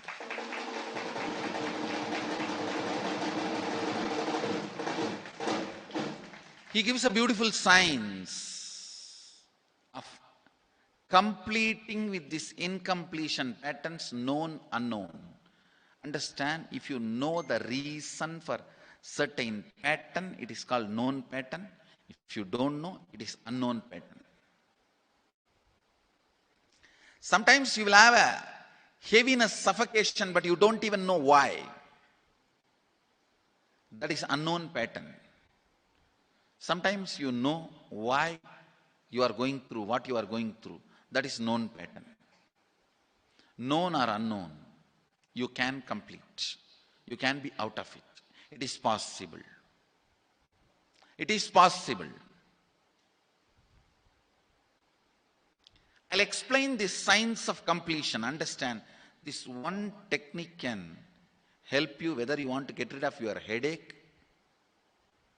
or your whole ignorance and get into enlightenment. Whether you want as simple as healing your headache or as complicated as enlightenment. Anything, this one technique can give you. This one technique,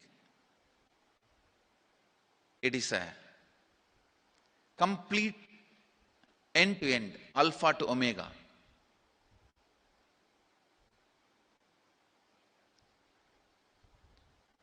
It's from Sadashiva directly. In the Agama, 94th verse, 22nd technique. The chapter is called Shivajnanopanishad and also called as Vijnana Bhairava.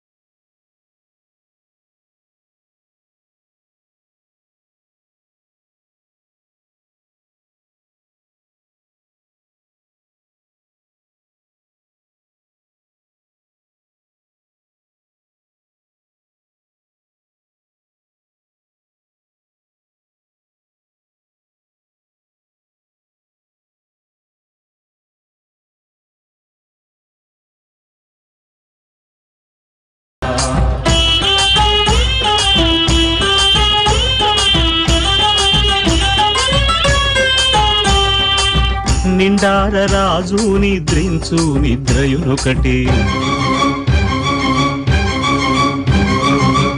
అండనే బంటు నిద్రాదియునొకటే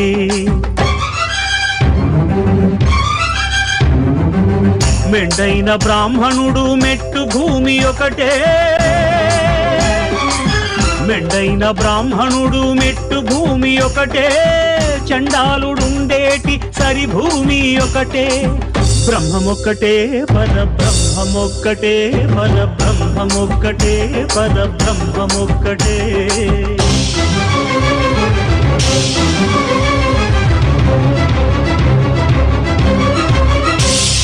కడగి ఏనుగు మీద కాయు ఎండొకటి పుడమి శునకము మీద పొలయు ఎండొకటి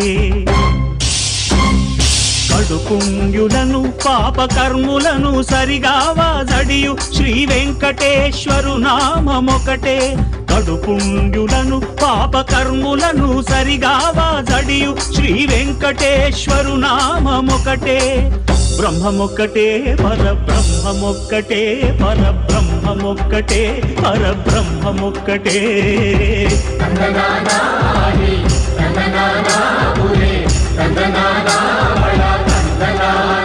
పరబ్రహ్మమొక్కటే పరబ్రహ్మమొక్కటే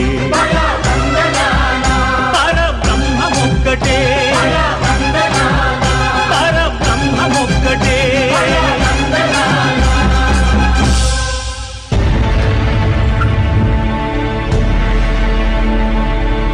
అఖిలాండ కోటి బ్రహ్మాండ నాయక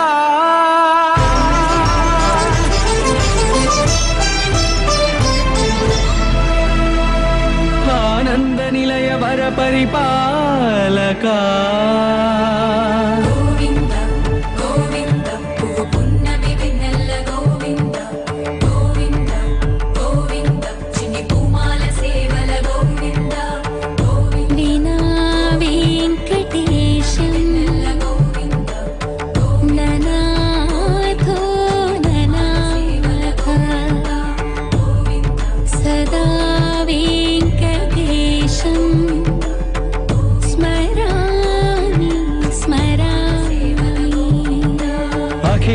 కోటి బ్రహ్మాండ నాయక ఆనంద నిలయ వర పరిపాలక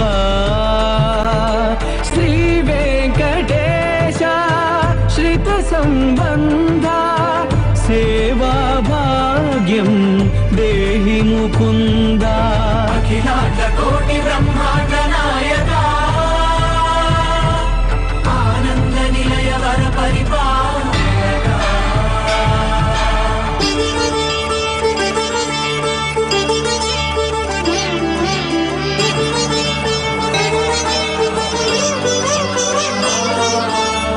పదములకు తిరువడి దండలు శ్రీభూసతులకు సిరిహారములు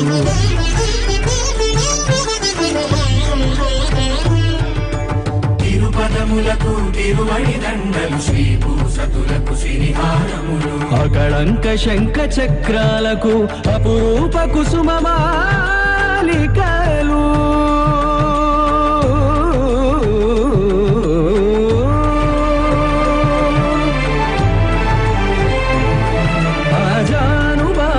పర్యంతము అలరుల తావళహారములు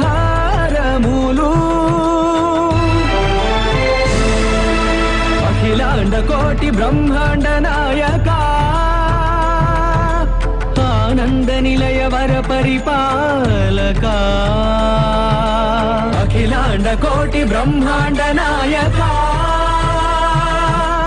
ఆనంద నిలయ వర పరిపాలక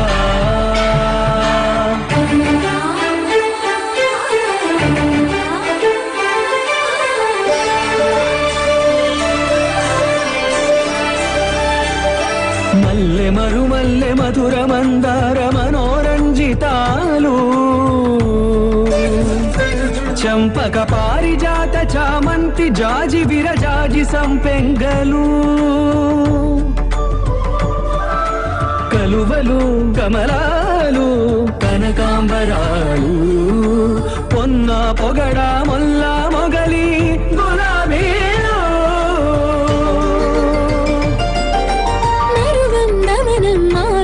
కాచి వట్టి వేరు కురువేరులు గరుడ గన్నేరు నందివర్ధనాలు హరిత హరిద్ర బిల్వ తులసీ దళాలు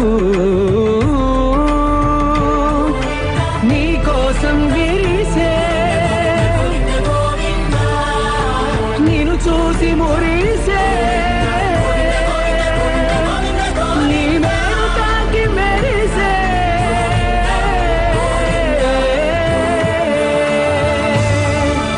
అఖిలాండ కోటి బ్రహ్మాండ నాయక ఆనంద నిలయ వర పరిపాలక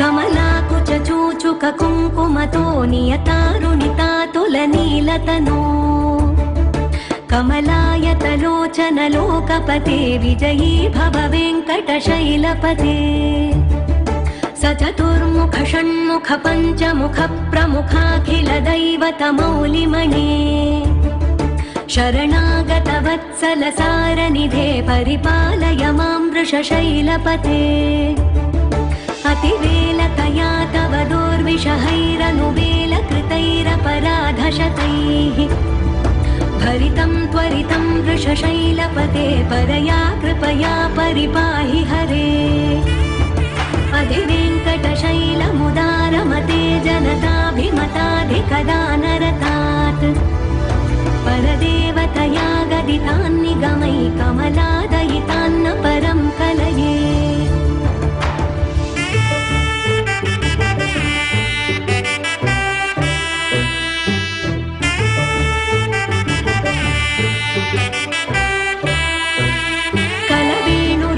వశగోపవధూషత కోటి వృతాత్ స్మర కోటి సమాత్ प्रतिवल्लविकाभिमतात् सुखदात् वसुदेवसुतान्न परं कलये अभिराम गुणाकरदाशरथे जगदेकधनुर्धर धीरमते रघुनायक राम रमेश विभो वरदो भवदेव दया जलधे अवनीतनया कमनीयकरं रजनीकर चारुमुखाम्बुरुहम् रजनीचर राजतमो मिहिरं महनीयमहं रघुराममये सुमुखं सुहृदं सुलभं सुखदं स्वनुजं च सुखाय ममोघशरम् अपहाय रघुद्वहमन्यमहं न कथञ्चन कञ्चन जातु भजे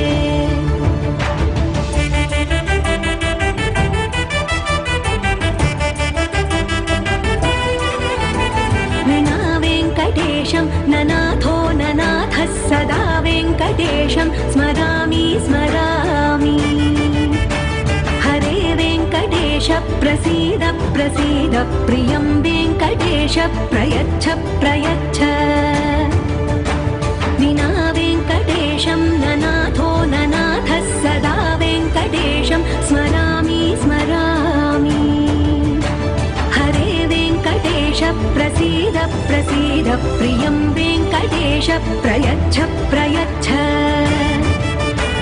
अहं दूरतस्ते पदाम्भोजयुग्मं प्रणामेच्छयागत्य सेवां करोमि सकृत्सेवया नित्यसेवा फलं त्वं प्रयच्छ प्रयच्छ प्रभो वेङ्कटेश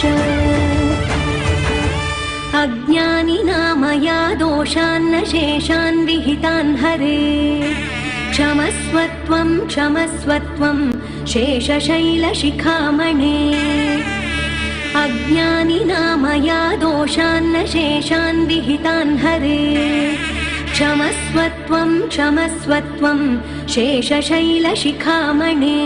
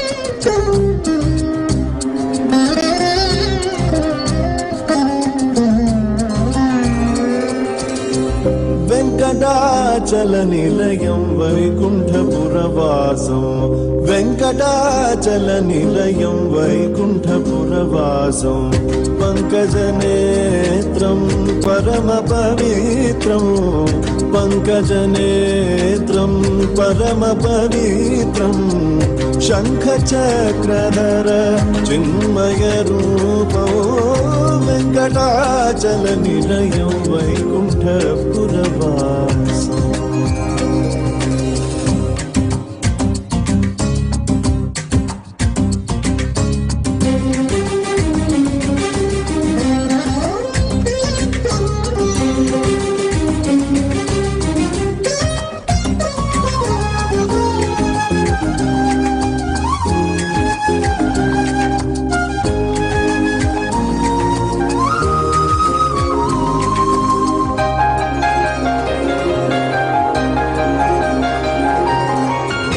అంబుజోద్భవ వినుతో అగణిత గుణనామో, అంబుజోద్భవ వినుతో అగణిత గుణనామో, తుంబురు నారద గాన వినోలో, తుంబురు నారద గాన వినోలో, వెంకటాచల నిలయం వైకుంఠపురవాసం, వెంకటాచల నిలయం వైకుంఠపురవాసం.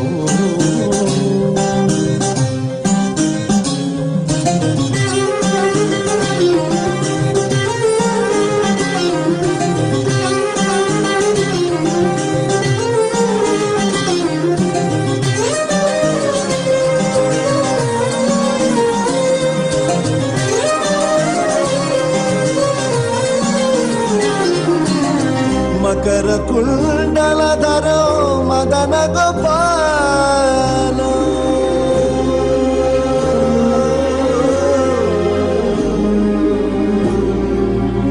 మకర కుండలధరో మదన గోపాలో, మకర కుండలధరో మదన గోపాలో, భక్త పోషక శ్రీ,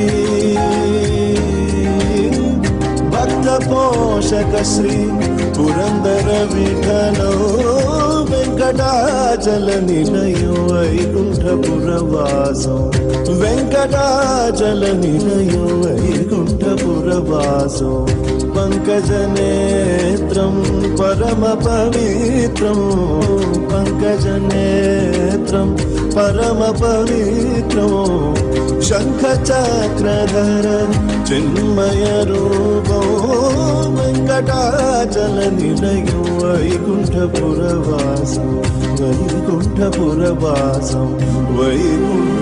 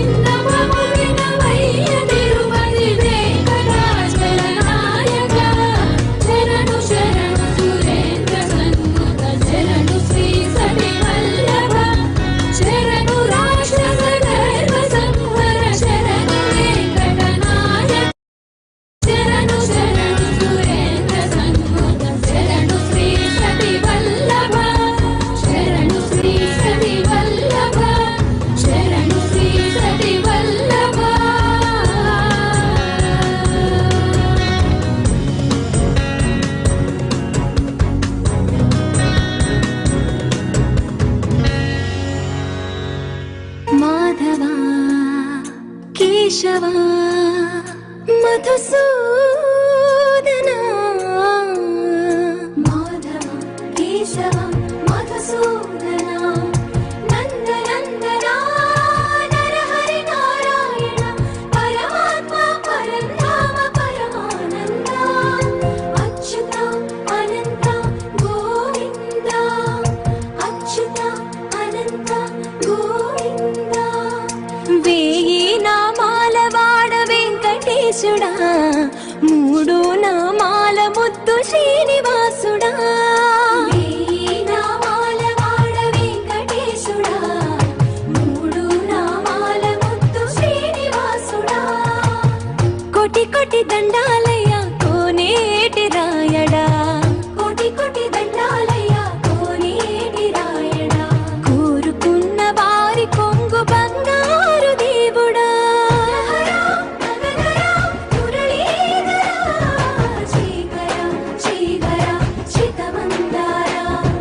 సర్వేశ్వర పరమేశ్వర శాంతాకార శంఖ చక్రధర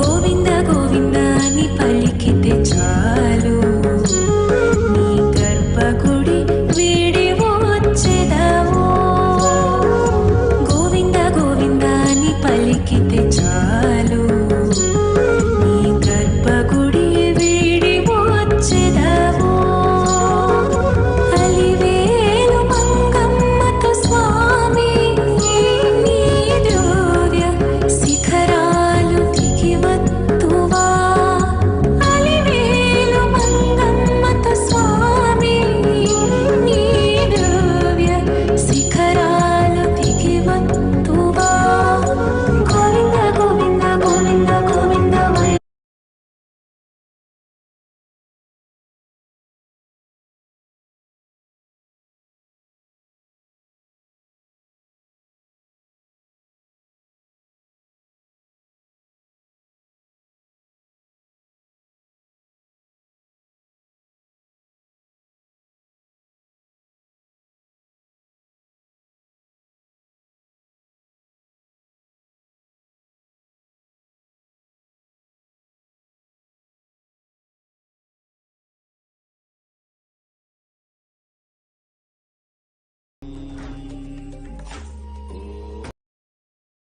Nithyananda, everybody.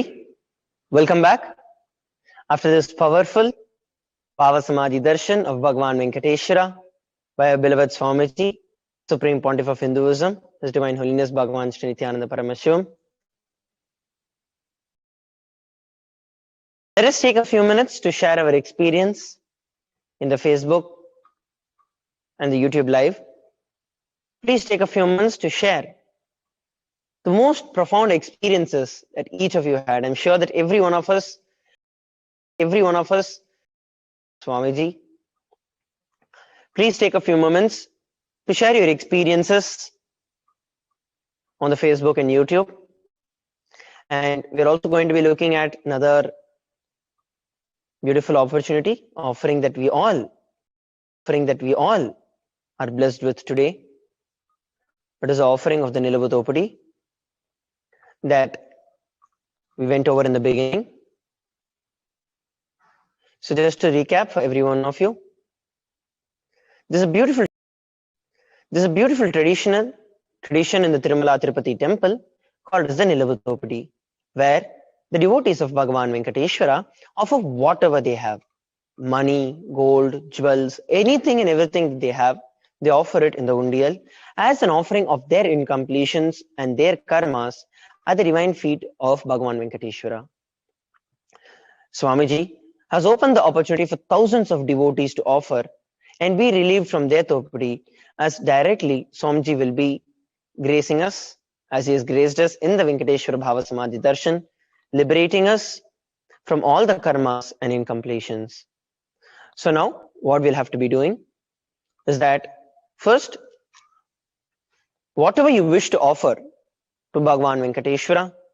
You can now place it on a piece of white cloth.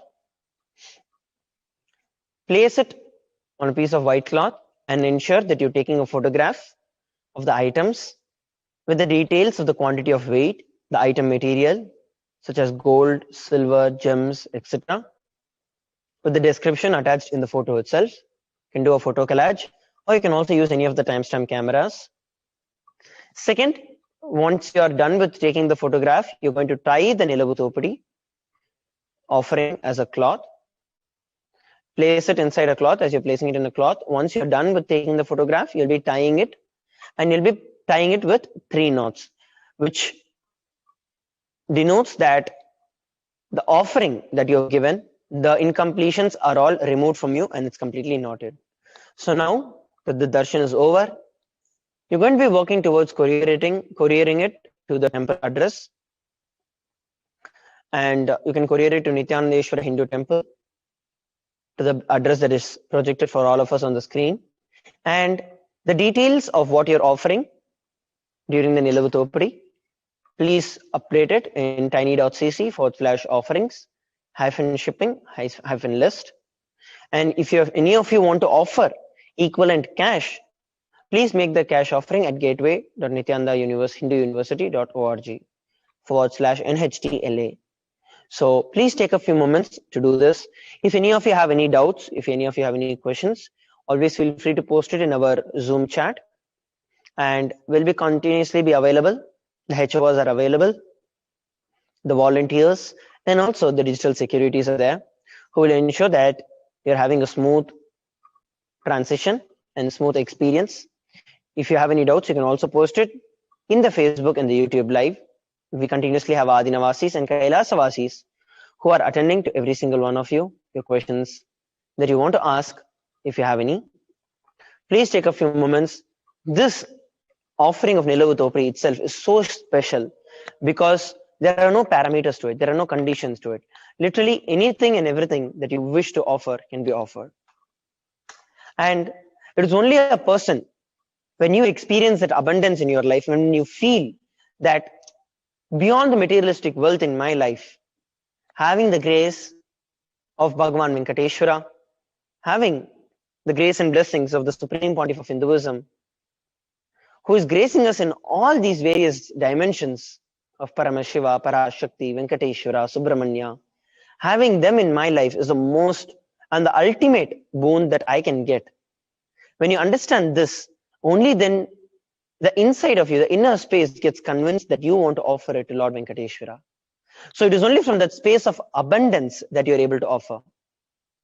So understand, the moment you take a decision that is the best thing that has happened in your life, Swamiji, is the best happening in your life. Venkateshwara is always with you, blessing you, fulfilling you, showering you with wealth and Lakshmi. When you have this cognition, when you feel, when you're getting matured, when your taste gets matured, when your seeking becomes intense, when you feel that more than any of these materialistic items that are there happening in my life is the most powerful happening, is the best thing that has ever happened. And from that space, only when you're in that space, you can even contribute to the Nilavutopadi.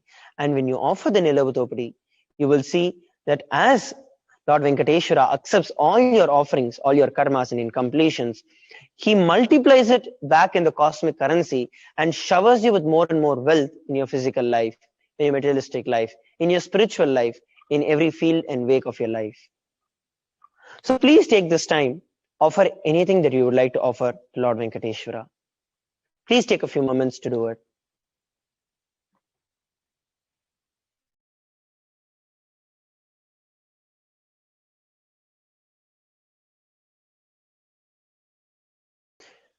The links are projected. The address is very clearly mentioned. If you have any doubts, please ensure that you can ask.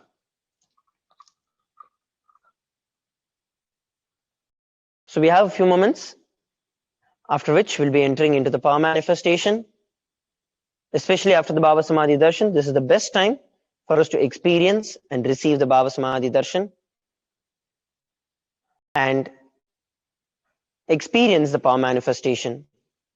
So we'll prepare ourselves for that. Paramashivam.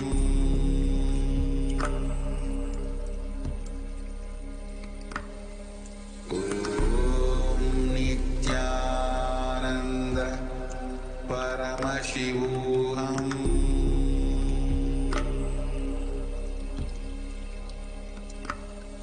Om Nithyananda Paramashivam.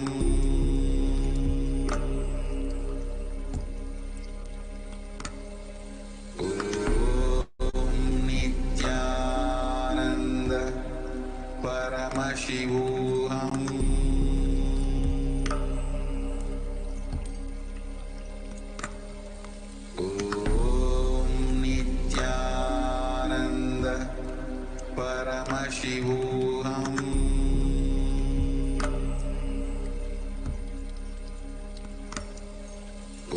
Om Nithyananda Paramashivam.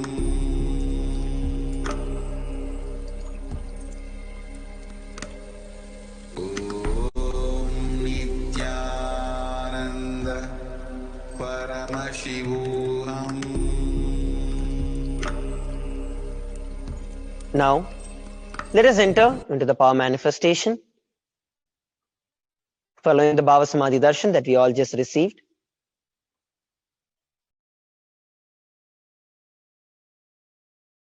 I hope that every one of us have offered. Those of us who wanted to offer the Nilabudopadi have done it. And now it's time that we move to the next segment, which is the power manifestation. Extraordinary powers of the divine with the Supreme Pontiff of Hinduism, Jagat Guru Mahasannidhanam, His Divine Holiness Bhagavan Nithyananda Paramashivam. After the powerful Bhava Samadhi Darshan of Bhagavan Venkateshwara, with the Supreme Pontiff of Hinduism, we are all initiated into the powers of Third Eye Awakening and various other powers. We will now be manifesting the power of Third Eye and Mahima.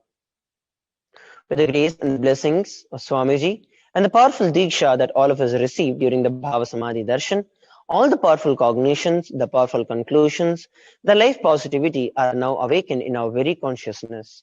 Manifestation of these extraordinary powers, extraordinary Shaktis, all of our consciousness, all the powerful cognitions into our consciousness.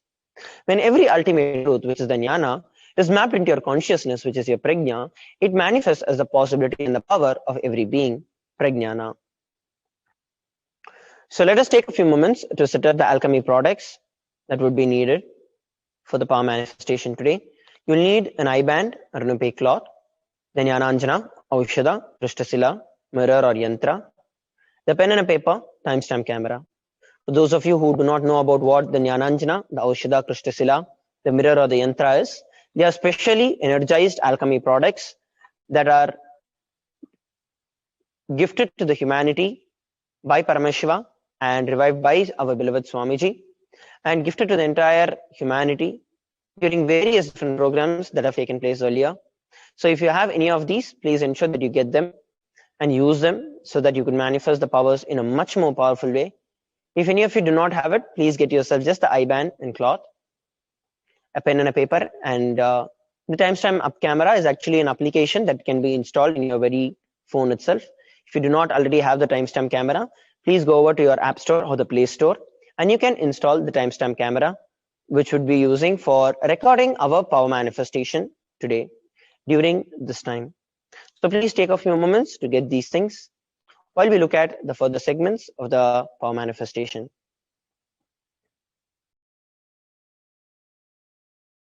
We'll be beginning with the power of third eye, which is seeing through your third eye. The Shastra Pramana, which is a scriptural reference to manifest the power of third eye. This is from the Vijnana Bhairava Tantra, Sutra 34, Dharana 69. The verse goes as, Kapalantarmano nasya tishtanmilita lochana kramena manasodadyat lakshaye laksha uttamam. By fixing the mind on the inner space within the crown center and sitting stably without any movement, having the eyes closed in succession, by that stability of the mind and the inner space, through the power of third eye, one directly sees the ultimate goal Lakshyam by having the vision beyond the sight that reveals any object or place, attaining the space of oneness with the source Paramashiva. The next is the Apta Pramana, where Bhagavan Shri Krishna initiates Arjuna into the third eye. Natu mam shakshase drishtu manenaiva swachakshisha divyam dadami te chakshuhu pashyame yogameshwaram. Bhagavan Krishna says to Arjuna, but you cannot see my cosmic form with these physical eyes of yours. Therefore, I grant you the divine third eye vision. Behold my cosmic opulence. In the Hindu Purana, Bhagavad Gita, Bhagavan Krishna initiates Arjuna into the power of third eye to behold Krishna's Vishwarupa Darshan. The 11th chapter of Bhagavad Gita, which contains the description of Bhagavan Krishna's cosmic form, is completely narrated by Arjuna as he sees Bhagavan Krishna through his third eye. The personal experience of the Supreme Pontiff of Hinduism, which is the Atma Pramana for Swamiji, is when at the tender age of 12, when Swamiji for the very first time had the enlightenment experience on the core hill called the Pavara Kundra, and he was able to see the complete 360-degree vision around him, above him, and entirely, and felt oneness with everything. The Pratyaksha Pramana, which is the empirical evidence from scientific experimentation and observation, is from the life, once again, on the Supreme Pontiff of Hinduism, where the brain waves of the Supreme Pontiff of Hinduism were measured using the PET scan or the positron emission tomography. And using this, the brain waves were measured. While doing the daily activities, it measured that there was high activity that was measured where the third eye was located and the rest of the brain. When in the deep state of Samadhi, only the third eye region was active and the rest of the brain was at peace.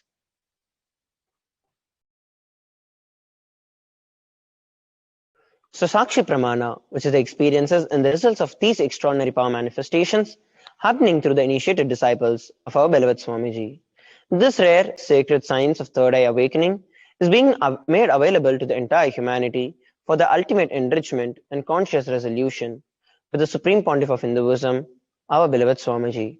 As a living incarnation of Paramashiva, the Supreme Pontiff of Hinduism embodies the most profound yogic states and surpasses all the bounds of time, space, matter. And the Supreme Pontiff of Hinduism is gifting this pure and great science to the entire humanity. Now, it is time that we enter into the power manifestation. Ensure that you're turning on your timestamp application in your phone. Make sure the camera is facing you and not the screen. Now, we'll be entering the power manifestation. Please sit with your eyes closed. Blindfold yourself with an eye band or an opaque cloth. I'll now be projecting an image for every one of you, and you're going to begin verbalizing what is it that you're able to see through your third eye. So let us now begin this power manifestation. I request each and every one of you to please ensure that you are closing your eyes, blindfolding your eyes.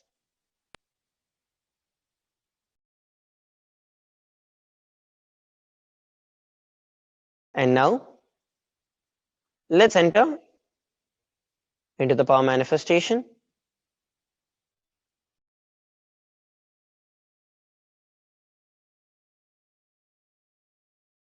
I'll now be projecting an image for every one of us.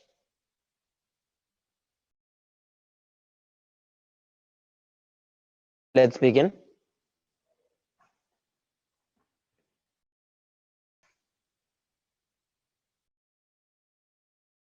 Please see through your third eye and identify what is the image that is being projected. Chant the Mahavakya Om Nithyananda Paramashivoham. And start verbalizing whatever you're able to see. Om Nithyananda Paramashivoham.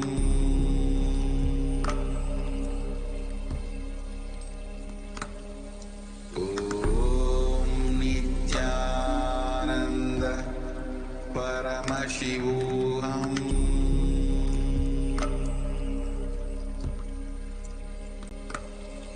Om Nithyananda Paramashivam.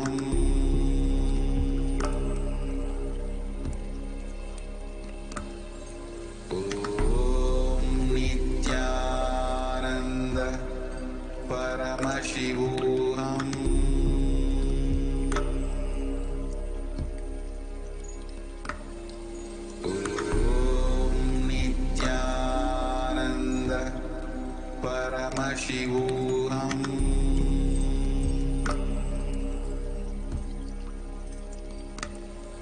Om Nithyananda Paramashivam.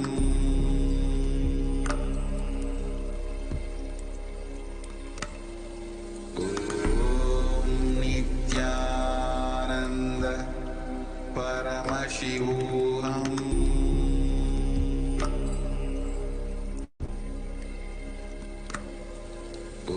Om Nithyananda Paramashivam. Om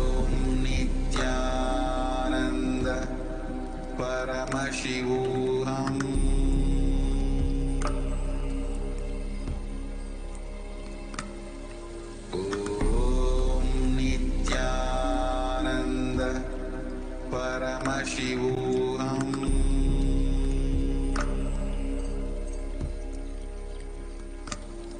Om Nithyananda Paramashivam. Om Nithyananda Paramashivam. Om Nithyananda Paramashivam. Om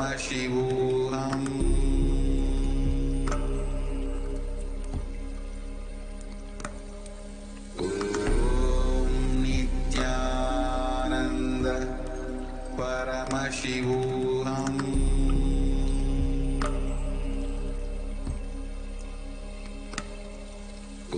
Om Nithyananda Paramashivam.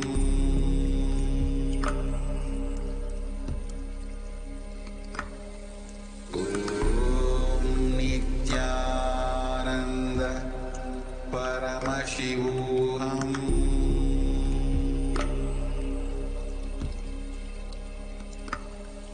Om Nithyananda Paramashivam.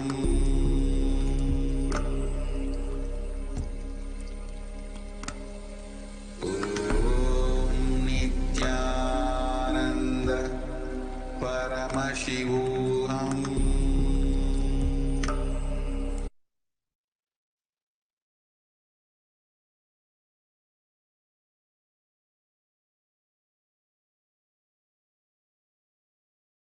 Yes. You can now. Please relax. You can open your eyes. Take a few moments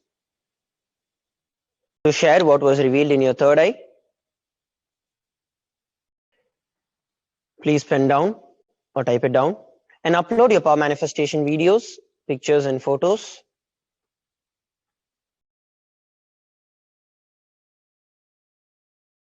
On the Facebook with the hashtags #Nithyananda, #Bhava Samadhi and #Venkateshwara.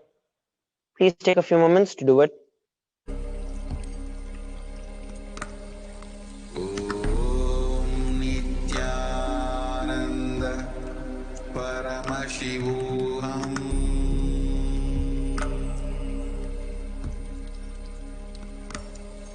Om Nithyananda Paramashivam.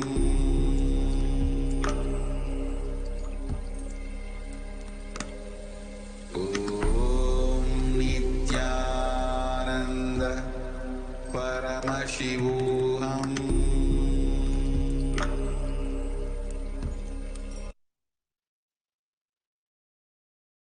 Yes. Now, we're going to be looking at what the answer was. So I request every one of you to now bring your attention here. Let's verify the answer.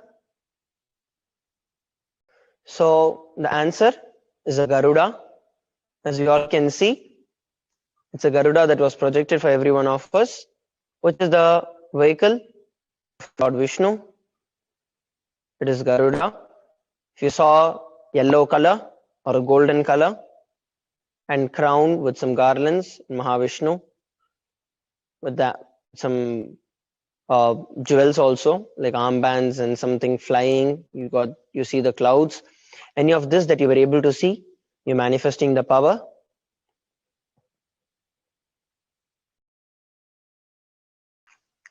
Yes. Now it's time that we enter into the next round of power manifestation, which is the power of Mahima. We'll be looking at the Pramanas, the Shastra Pramana, which is a scriptural reference to manifest the power of Mahima. Mahima vyapya cha sthanam brihaddehendriyadibihi tritayam kayatas siddham aishwaryam animadikam. Bhagwan Paramashiva says Mahima is the power to exist pervasively with the help of huge bodies, organs and such others. These three lordly powers, Anima, Lahima and Garima, are expressed through the body. The Apta Pramana is from the life of Bhagwan Hanuman, where in the great epic, the great Purana, Ramayana, when Lord Hanuman wanted to cross the ocean to reach Lanka, he was stopped by a demon named Surasa. And the demon demanded that anyone who wanted to pass the ocean must first enter into the stomach of the demon, as the demon eats them. Hanuman accepted to it and started stretching himself to 10 yojanas, one yojana being approximately 7.6 miles. Then Hanuman started stretching himself further and further to 40 yojanas. And Surasa opened a mouth to 50 yojanas. The great hero Hanuman then stretched his body to 90 yojanas, and Surasa also started stretching her mouth open. In an instance, Hanuman reduced himself to the size of a thumb, entered into the mouth, into the stomach, and back out of the mouth of Surasa before she could even close it. So that is the Apta Pramana. The Atma Pramana is from the life of Swamiji, an incident which happened in Swamiji's life. At the age of 4 to 5, Swamiji was able to lift wooden cords beyond his own physical weight. He demonstrated not just a psychological strength but also physical strength. Also, one day Swamiji's mother asked him to wake up his uncle who was sleeping on the wooden cot. Swamiji recalls, he did not wake up. I just tumbled the 2,200 pound teakwood cot. He rolled, he tumbled, he rolled and actually got up and ran away, thinking that there was some earthquake that was happening there. You see, you can never imagine a cot tumbling. A chair can be tumbling. Cot tumbling, just not possible. Swamiji shares, now I still remember the scene. He thought some earthquake had happened and ran away. The Sakshi Pramana. Here we are looking at some of the snippets that show the increase of the height and weight of various participants before and after. So now we're going to be beginning with the power of Mahima, round 1. So what we're going to be doing right now is that first we'll turn on our video camera. Next, you're going to be measuring your finger of your hand, or you can use your hand also. Use a measuring tool to measure the height, or pick a paper and mark it by the height by placing your finger or hand on the paper and just outlining it with a pen. Take a picture of the current height. What you're going to be doing next is chanting the Mahavakya, Om Nithyananda Paramashivam. And remember the beautiful Bhava Samadhi Darshan of Bhagwan Venkateshwara we just had in your inner space, and ask Venkateshwara to manifest abundance in your life. When you're sitting and manifesting, when you're just experiencing that oneness with Bhagwan Venkateshwara, you will see that immediately the power manifestation happens, and you will see that the whatever you've drawn expands. So now let us enter into the power manifestation. Please sit straight. Let us now enter into the round 1. Please measure the initial readings. Please take the initial readings of your finger or your hand. You can either use a measuring tape or you can just trace it out on a piece of paper. Let's begin. Once you're done with that, remember Bhagavan Venkateshwara in your third eye, the beautiful Bhava Samadhi Darshan that we just had. And chant the Mahavakya and pray to Bhagavan Venkateshwara, manifest abundance and expand whatever you have drawn. Let us start.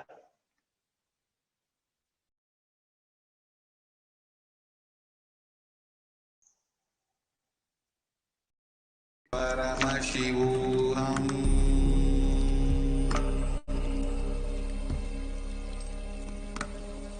Om Nithyananda Paramashivam.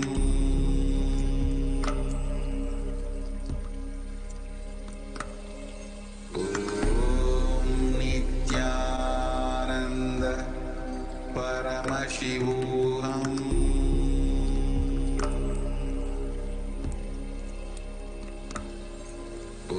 Om Nithyananda Paramashivam.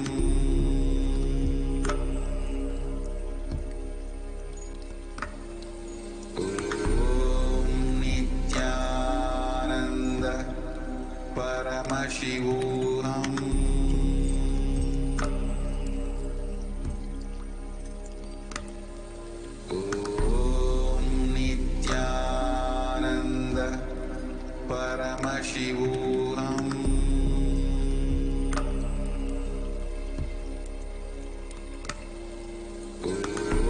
Om Nithyananda Paramashivam.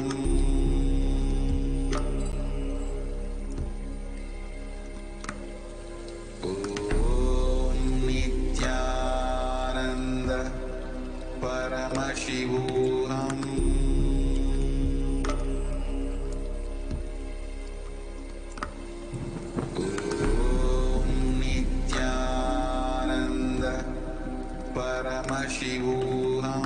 Om Nithyananda Paramashivam.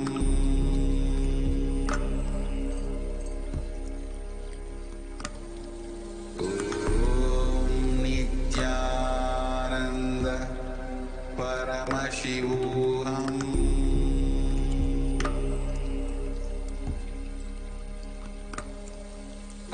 Om Nithyananda Paramashivam. Yes, you can now relax.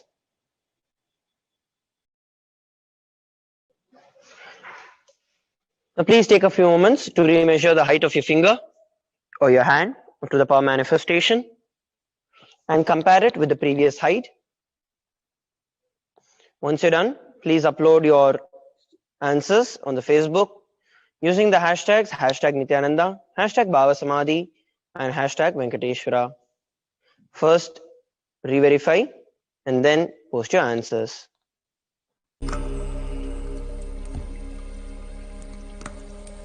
Om Nithyananda Paramashivam.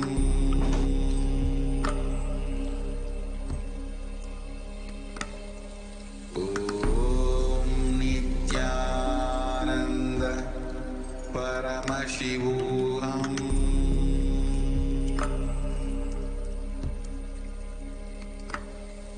Om Nithyananda Paramashivam.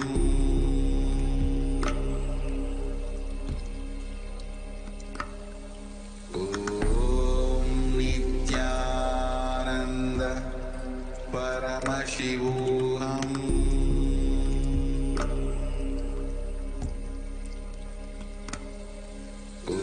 Om Nithyananda Paramashivam.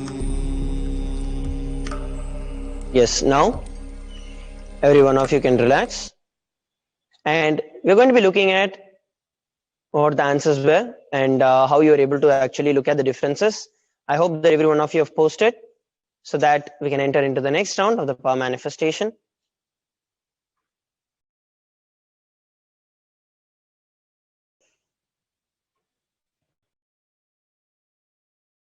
So now we're going to be entering into the round 2 of Mahima. Once again, in this round, what you're going to be doing is first turning on your timestamp camera. Next, what you're going to do is to pick any object that you want to manifest the power of increasing the height. So you're going to place that object and measure the height of it. It could be anything, as a scale or a pencil, a pen, a bottle. It can be anything. So you're going to place it on the piece of paper and mark its height by using the ruler or by actually just tracing that out. Next, once again, what we are going to be doing is very simply just sit. Remember the Venkateshwara Bhava Samadhi Darshan that we just had. Beautiful face of our beloved Swamiji in your third eye. And the moment you remember him, that bliss that just comes into you, just enjoy the beautiful space and just declare, "Oh Venkateshwara, I'm manifesting this power. Let the object increase in size." Just that simple declaration and enjoy being in that space of oneness while listening to the Mahavakya. And you will see that the power manifestation happens and you're able to manifest the power. So let us now begin the power manifestation. I request every one of you to please trace it out and let us start.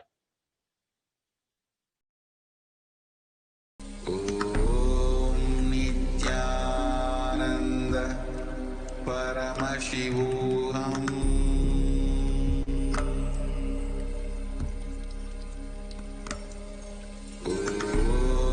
Nithyananda Paramashivam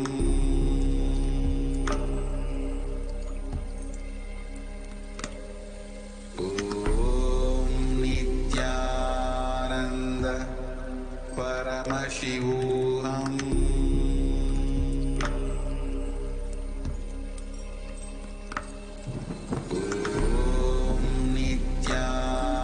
Nithyananda Paramashivam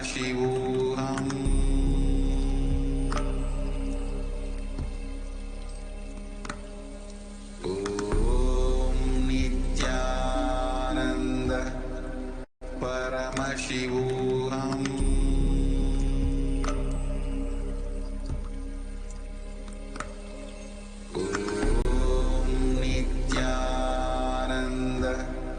Paramashivam Nithyananda Paramashivam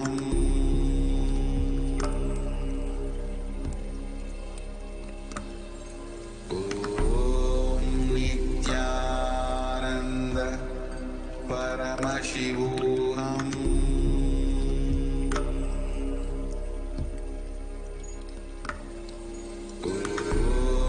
Nithyananda Paramashivam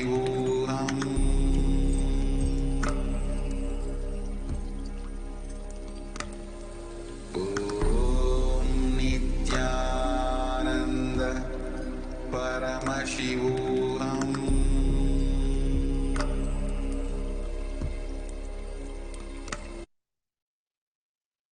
Yes, now every one of you can relax.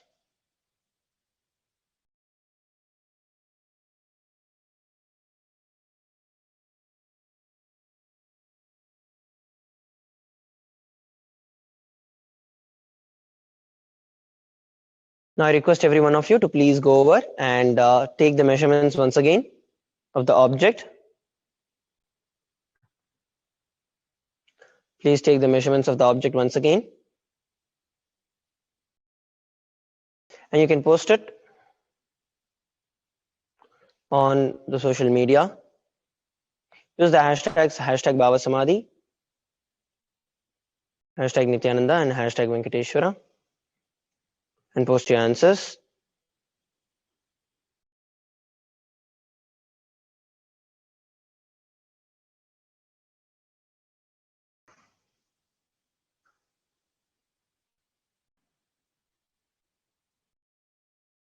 Please take a few moments to do it.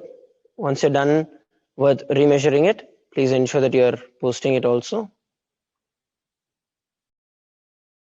Do not miss the hashtags, hashtag Nithyananda, hashtag Bhava Samadhi, and hashtag Venkateshwara.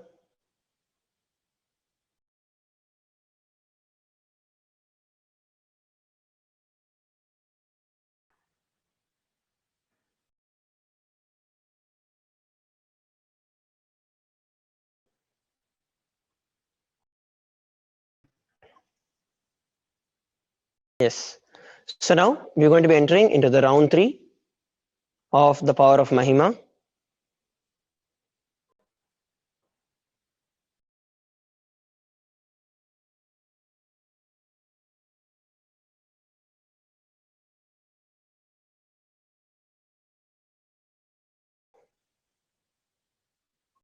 Yes.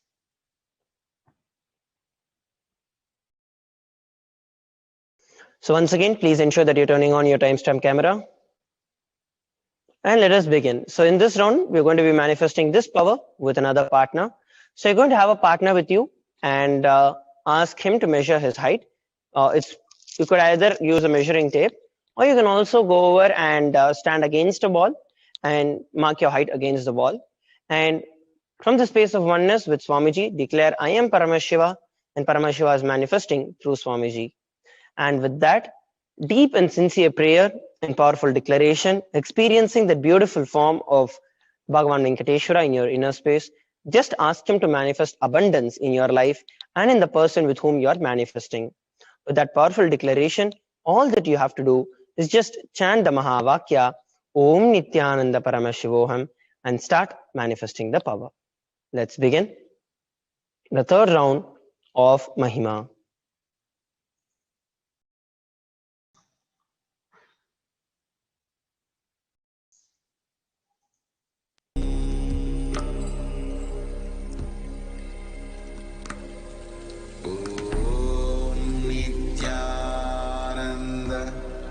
Paramashivam.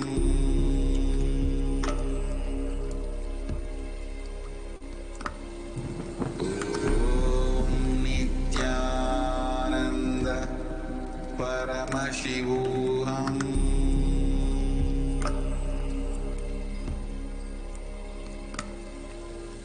Om Nithyananda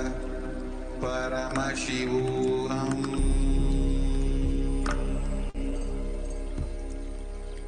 Paramashivam. Om Nithyananda Paramashivam. Om Nithyananda Paramashivam.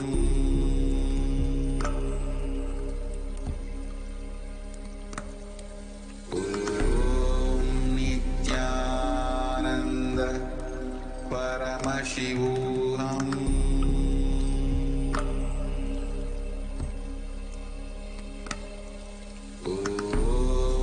Nithyananda Paramashivam. Om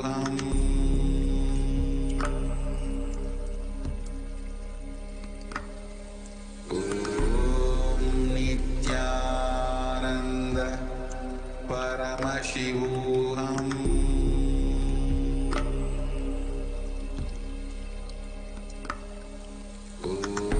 Om Nithyananda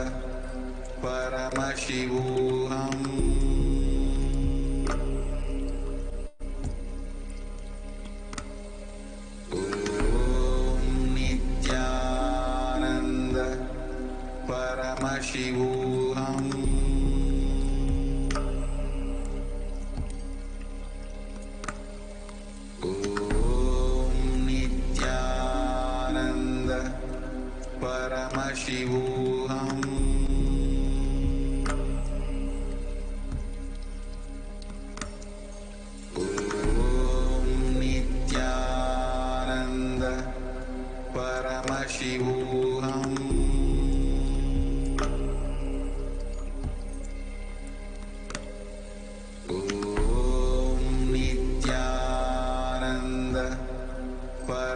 Paramashivam.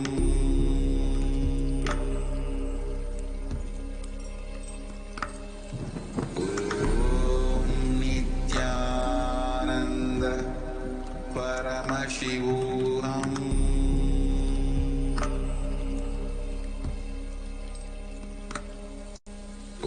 Om Nithyananda Paramashivam. Yes, now every one of you can take a few moments to go over and remeasure the height of the person and click a photo of the height difference before and after. Any change in the height, whether higher or lower, indicates that you're manifesting the power. And you can make sure that you're posting your answer on the Facebook. use the hashtags #Nithyananda, #Bhava Samadhi, and #Venkateshwara. Nithyananda Paramashivam.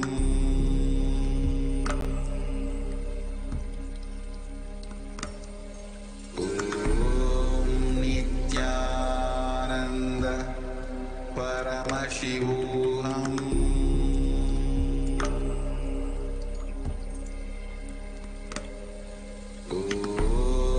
Nithyananda Paramashivam.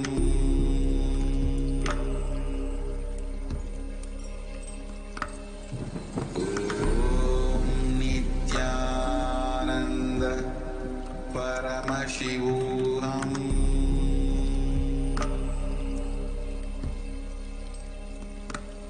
Now,